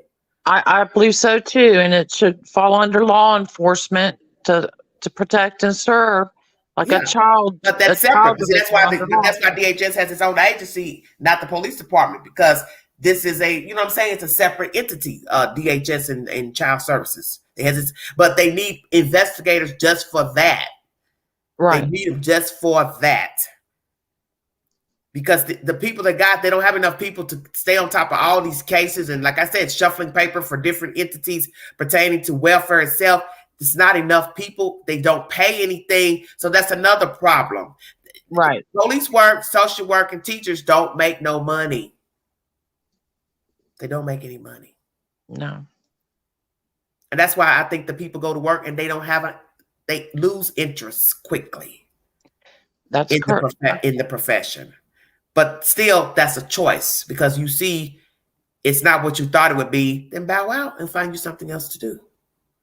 And it's the same in public school systems. Teachers are covered up with paperwork. Mm-hmm. And there's a lot of mismanagement in school teaching as well. Because me hearing that teachers have to buy their own supplies, where would I get money to buy supplies for my students, and I don't make any money? Right. Why should I buy supplies for my students? That makes no sense to me. That makes no sense to me. Oversight committee for agencies like that. They're supposed to be there for these children. Mm-hmm. Whether or not they have the right, because I know definitely there's a lot of funding going around, right? Everyone's getting paid in that industry. There's no doubt about that, right? But you just have to be on point. These are kids that if they're removed from a home, that's all they got. It's service, right? Yeah. The service. Well, let me address Nikki in the chat. Nikki, people have to be able to live, whether you like children or not. These kids go to school and pay a lot of money to go to school. And grants don't cover your tuition for education, trying to get an education degree just like any degree. And people need to be paid a living wage. So my thing is, whether you want to be a school teacher, a caregiver, whatever, you need to be paid a decent wage. Can't just say, well, you wanted child work, it should just be about the money. It doesn't matter. You need money to eat. And these people have to pay that money back to the education Department of Education for getting loans and stuff. So these people are going in debt, no matter what the major is. I don't want to have to pay you a lot of money back for any field, and then I get a job and I can't even pay the damn loan back. You still got to eat. I don't care what your profession is. Any profession should be paid for whatever that cost of living is in that area, right?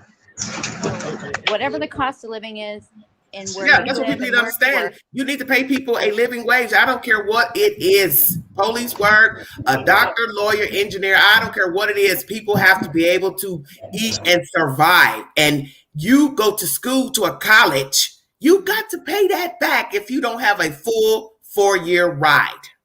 Yep. You've got to pay that money back. So it doesn't matter what the profession is. You ain't kidding. You got to pay it. You got to pay it back. Mm-hmm. So you need to pay people money in a profession so they can live. Because most people are going into the work field paying back school loans. And that is very stressful.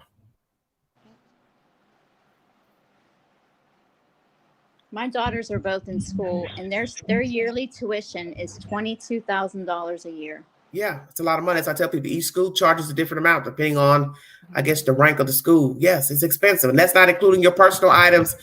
Just like when you are grown and you work and live on your own, besides your rent, your light bill, phone, this and that, cable, whatever you're paying, you still got to buy food. You still got to buy toilet paper. You still got to buy deodorant. You still got to buy detergents. That stuff just, you know what I mean? It's not sitting at the curb free. Hey, Queen, I'm going to jump off here. All right. Thank you for joining me.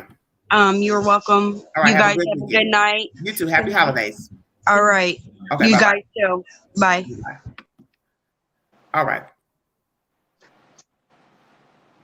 And you still here? Yes, I'm here. Oh, you have anything else you'd like to say?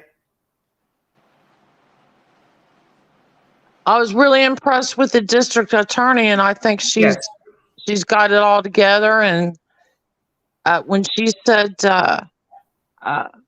we have more than enough evidence.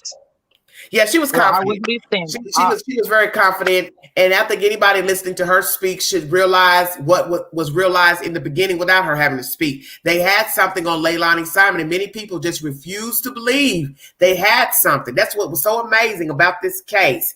I would look at the comments, and it just amazed me how people would just make up stuff just to suit their own ideology and narrative of the story. And I kept telling people, when he named her the suspect 1 week to the date from the child reported missing, you should have had common sense to know they had something on her.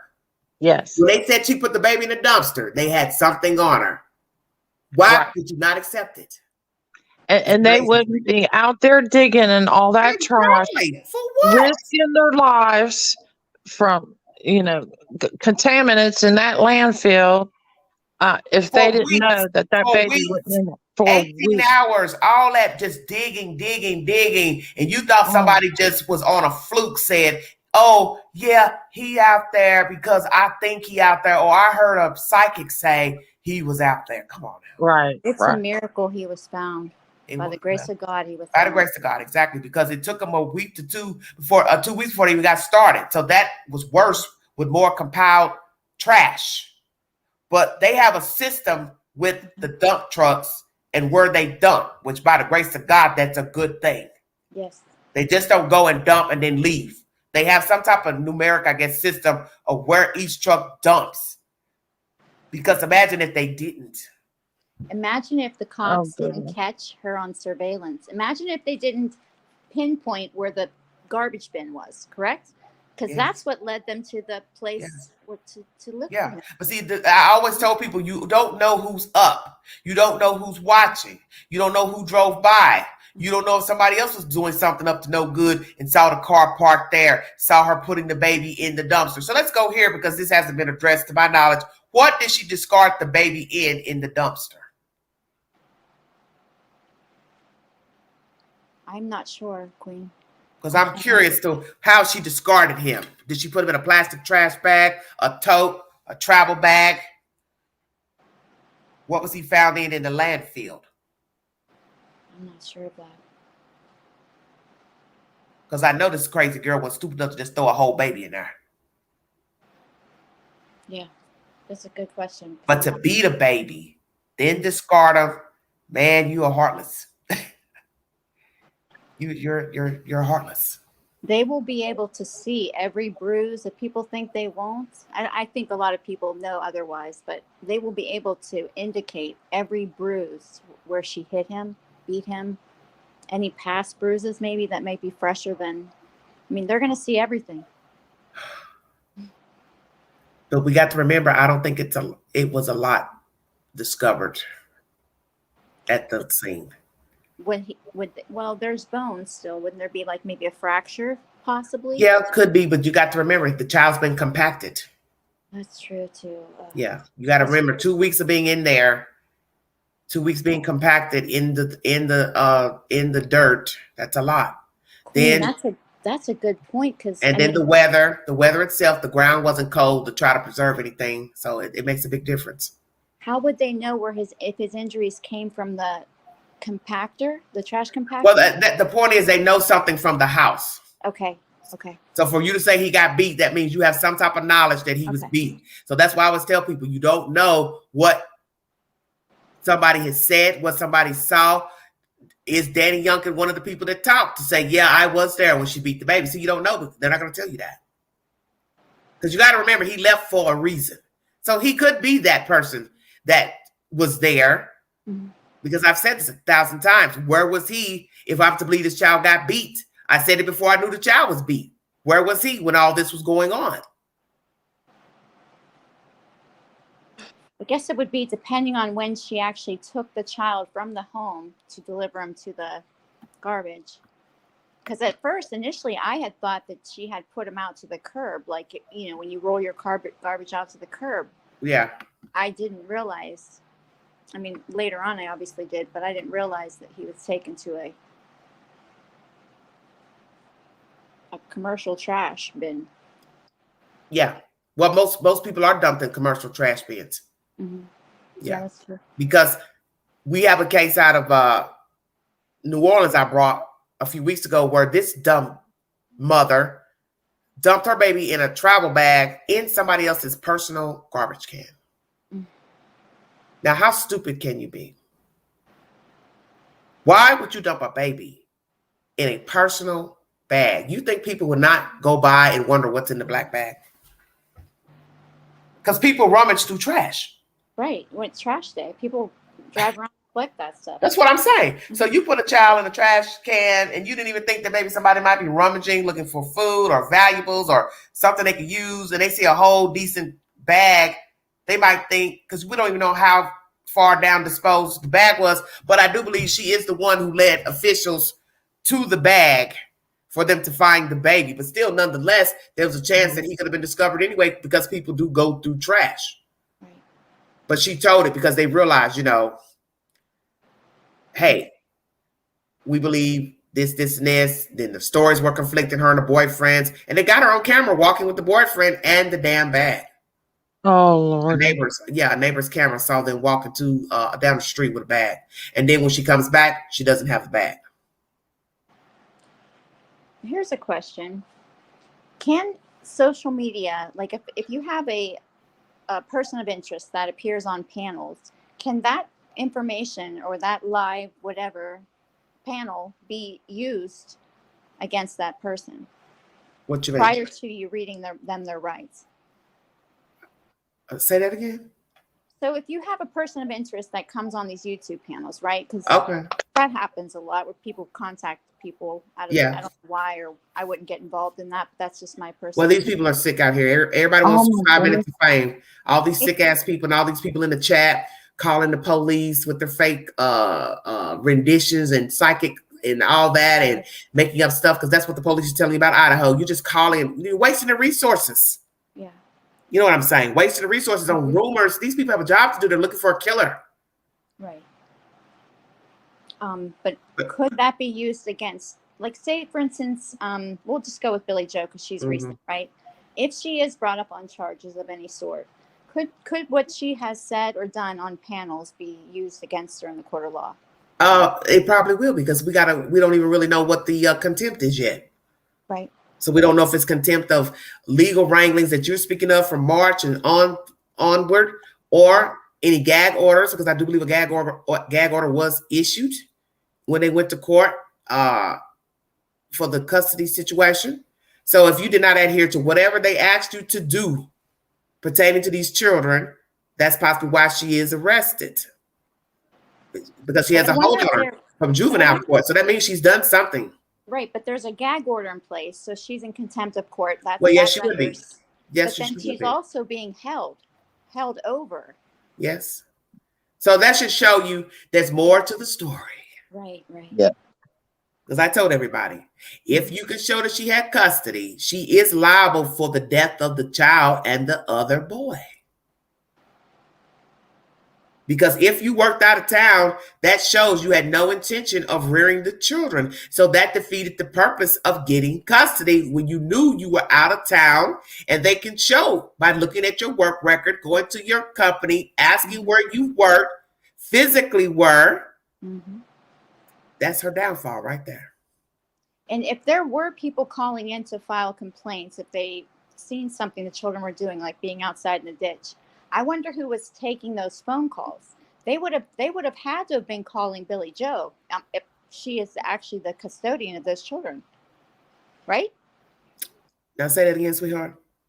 So if people were actually calling in, as they say they were, to file, when you file, you can just call for if you see that there may be abuse, right? Mm-hmm.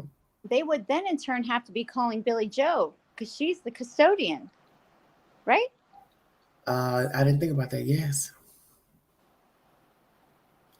And then you'd have to answer. Absolutely. So what were you going to say? I'd like to know what did she say. I didn't even think about that. Right. I didn't even think about that. That's why I was telling people there's always something you miss when it comes to true crime. And that's a good point. People Right, calling DHS. So who's showing up at the house sending notices, and how are you retrieving it? You're not there. Right. Very interesting. Very good point. But I did make that point before. I said, if I'm supposed to believe CPS is involved, where is the coming and going and banging on doors and visits and stuff? Right. I did say that before. When people kept throwing that out there, oh, CPS is involved. That was the reason why they got custody. I said, okay, well, why are there no visits? Where are the visits? And why aren't there any police reports on these children out in the ditch playing around? Well, that's a difference. Police report versus calling DHS are two different things. Right. It is. Right. It's scary. And It is. So that's why I told everybody, when you see neglect, don't call DHS, call the police. Right. Because the police is the one that's going to go to the door, and he can further investigate and see more substantial abuse versus just you waiting to see if somebody's going to take the case and if it fits the criteria for opening a case. See, that's the thing you don't understand about filing a complaint. Somebody has to make a decision to say yay or nay. You call the police, he's going straight to the house to see what the hell you're complaining about. Right. And where's the parent? Who is in charge of these children? And can I come in? Mm-hmm. And then that's when they may discover some other felonious business going on. So that's why sometimes it's best to call the police. When you see blatant abuse, I wouldn't call the police. I would call the police. Yes, exactly. I can see why child cases need to be kind of shut off from the public. I definitely can, because you have to protect children.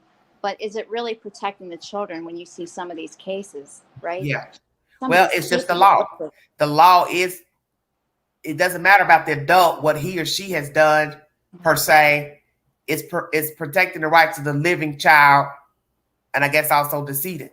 So you really don't get a lot of information about cases until it's just truthfully after death. Because they rarely talk about anything when the children are living.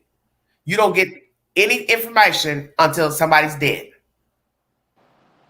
Such as in this case with Quentin. Now you're getting stuff from the district attorney because you now have a suspect and a suspect charge. But I never heard anything about DHS being involved in the kid's life. I heard that was rumor, but nobody substantiated it because DHS is never going to tell you that. Well, I can say that it is true because whenever Quentin went missing and they came and took the other two children, they were removed on October 12th and they went to court. If you remember Leilani, she was running from the court place, the courthouse. In that court paperwork, it was somehow leaked by one of the fathers, right? Because he thought it was going to help his case or whatever. It still was wrong because his children's information was on those documents, right? But in those documents, it states that at that time, the children were removed from the care. So the previous court order was taken away. So it was amended or whatever they call it, right? And the kids were removed. And in those court paperworks, it says in regards to Billy Joe, imminent danger, it's stated on there. One of the big words that I noticed. Also, negligent abuse, but they were removed. So that would be. So they were removed, and where did they go? They were put in protective foster care. So not just foster care, they're put in protective foster care. Mm-hmm. Well, the point is somebody got them back. Who? Are you talking about the children? I'm talking about the 2 children now. The 2 living children. Okay, but what I'm saying is, you're talking about after everything happened. Correct. Okay, after. Okay, I'm sorry. Yes, I'm talking about October 12th when the children were removed. Okay, yeah, because they already have evidence that what went down with Quentin. Right. But guess what? Not only cited, it's too late. But it's too late. Right, but in those paperworks, Billy Joe was cited as the children were removed from her care because she previously had a court order for custody. Yeah, okay. Right. Oh, there you go. Well, why wouldn't they bring her? They have to be charging her then. Come on, guys. Well, I remember I brought you all information a month or so ago that the source told me they were meeting. That was on a Monday. They were meeting to decide what to do with her, either legally from detective, criminal, or DHS side on how to handle Billy Joe. And then on that Wednesday, that's when you all saw the bloggers out there running and saying, "Oh, she just got served papers." I wasn't aware of that. So she was served that's during my live stream. That's because I had a source that had knowledge of what was going on. Okay, I need to go back and watch that then. Sorry, so that was on a Monday when I brought you all that information. And on that Wednesday, people were going live on the ground saying, "Hey, there's somebody here official serving her paperwork," because I believe that's coinciding to the information I got on that Monday, that they were making a decision what to do with her and how to charge her. Well, there's got to be some truth to it because now she is in jail. Well, how long ago from the time she was served to the time that she was brought in? Well, I brought that information out probably not even a month ago, month and a half. It's not been that long. Okay. Wow. So she had to have had some knowledge that something was coming down the pipe, right? Well, she was telling you all that on the live stream. I didn't listen to that garbage, but I didn't listen. She was telling people that on that other person's channel. I kept telling everybody she knew what was going on. She knew when they brought her the paperwork. Whatever paperwork they brought, 9 times out of 10, it was not good. And didn't the district attorney also state today that charges could be added or amended? Yeah, depending on the evidence. And then it's an ongoing investigation. If she was indeed the sole primary murderer, she would have told you we've closed the investigation and pressing forward to the trial. Yeah. Wow. I always tell people to listen to the wording. It didn't matter what Chief Hadley kept telling you about primary suspect. I tell you that because I chose to. I don't have to tell you that we're working on something else. I don't have to tell you that the state is working on bringing forth charges or I'm bringing forth charges of anybody else. Because maybe I don't want the other person to know I'm going to ring them up too. And so they don't flee. And you remember he kept telling you about Leilani, he didn't think she was going to flee because he knew she is codependent. She's dependent on her mother. So of course she's not going to flee. Where's she going to go? I always told you that. She's not going to flee because she doesn't have anything.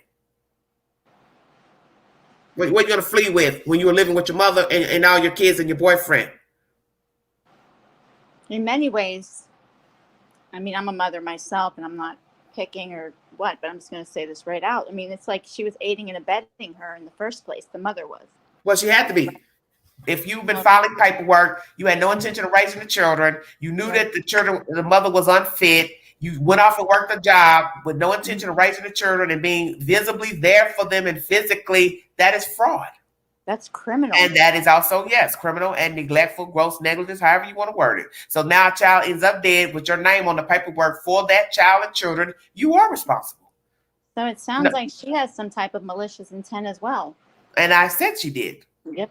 And because you're going all the way back to March. That's right. Can't nobody explain all this paperwork filing in September.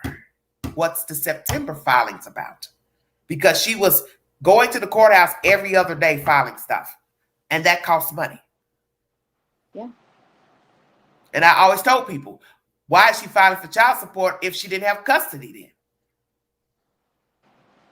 Because that's just like me. I can't go walk and file for child support and I don't have custody of the kids. So that was suspicious to me as well. That's why I say there's something fraudulent going on. Now you're going back to March saying, oh, well, she already had custody, but we didn't know that. Some of us did not know that. Right. Allegedly. When I look at all of that, I look at that September filing for eviction as almost like part of the child support plan, right? So I consider it criminal still, right? Because if she was knowingly keeping her daughter under her roof, right, she had to evict her. I don't even know why she made it court knowledgeable. Like, it's kind of silly to me, right? But when you're greedy and you're up to no good, you don't think about everything. That's why you know there's more was brewing in this scenario, because if she did have custody before of the kids back in March or whatever, something still don't add up to why there was a document stating on the 5th that she got legal custody on the 5th of October. So which is it? She had custody. Listen, she had custody or she didn't. Because this is in newspapers. She got legal custody on the 5th of October, the same day the baby goes missing. I would have to say that's not correct based on previous court documents from Well, I'm just repeating what's been said, ma'am. I understand what you're saying. In the articles. I do. Because that's the point. We don't know no more than what's told. Because I don't go sifting around in court documents and stuff. I don't do all that. I don't do that. I don't know anything about it because nobody's ever mentioned it in an article. And don't you find that strange that nobody's brought forward that information in an article? I find it very strange. Well, that's what I'm saying. So if there's some truth to wranglings with the state and her and the daughter, wouldn't that be privy information? Absolutely. If it's on a legal document and it's in a superior court where the newspapers could go back to see about that, I find that strange that nobody's mentioned that. Right. I mean, it's viewable for the public. I'm nobody special. It's viewable for the public. Yeah, but I'm just saying nobody's mentioned it in a news broadcast. Right. Everything I brought is recent, from September up to October. Right.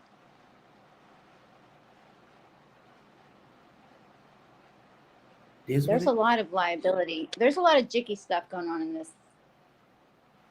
It's obvious. Because I know that there are. I know whenever Trump was in office, there was an initial amendment to the, I'm drawing a blank, but basically it gives not only civil protection, but it also gives criminal protection to workers in the CPS system. It blew my mind, actually. Blew my mind. And that was in January of 2019, if anyone wants to look. It was the CAPTA. It was for the CAPTA law, which is children. I can't really remember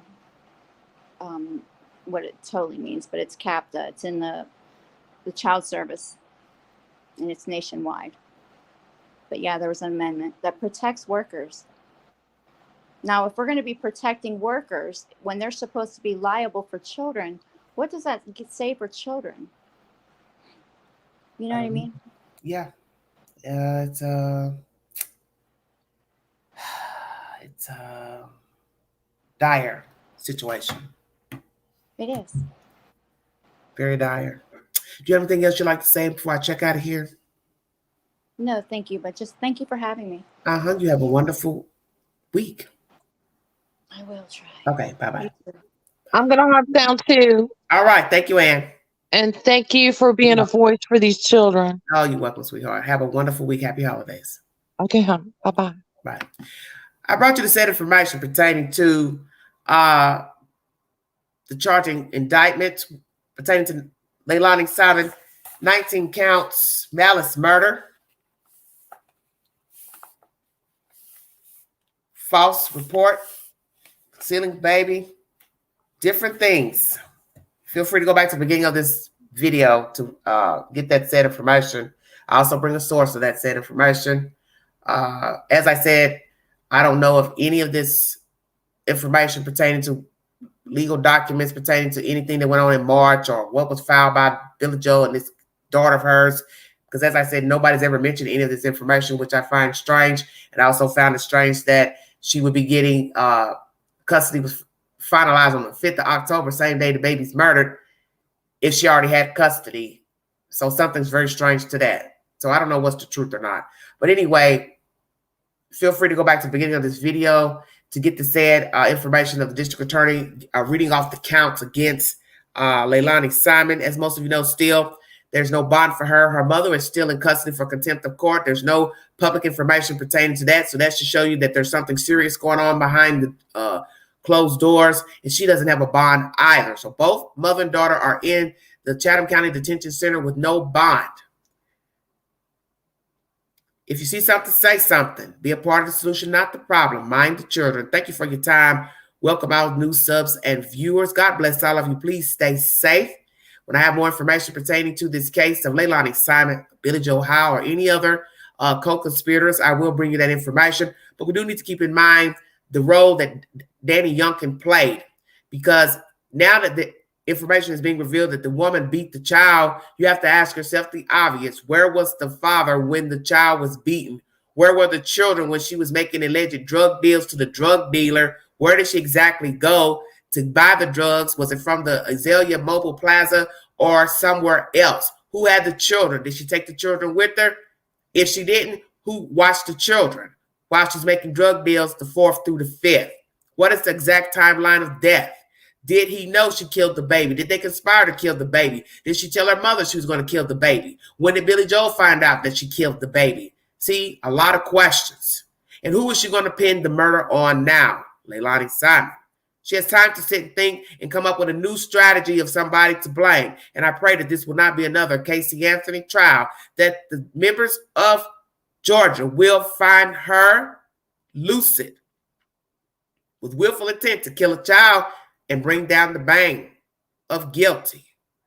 And as this district attorney said, she's not giving away any information as to preserve the integrity of the investigation, so this stupid heathen can have a fair trial and not use anything that the district attorney revealed to the public or detectives told, as so it won't taint the jury and this investigation. And it is still ongoing, so that should let you know there's probably more people that could possibly be arrested. Because you have partial remains, you have a mother in jail, a grandmother in jail. What else is left? Naturally, more co-conspirators. If you'd like to donate to this great network, $DeGanji 129 Cash App. Thank you for your time. God bless all of you. Once again, happy holidays. Please be safe of your surroundings and post things to social media with what you're purchasing in the stores. Don't leave boxes outside the garbage can to show people what you bought. Be careful of the company you keep and bringing people in and out of your house to see your valuables. You have to be careful also posting pictures of Christmas trees and presents, because now you're letting people know you have a full house full of goodies under your Christmas tree. Carry a crossover bag, carry cash, and always get a receipt of your purchases. If you want to enjoy a Christmas movie musical this year, Mount Magic Christmas, starring Dolly Parton, Willie Nelson, and the Queen as an extra, now playing on NBC and Peacock. Thank you for your time. This is Everyday Shenanigans.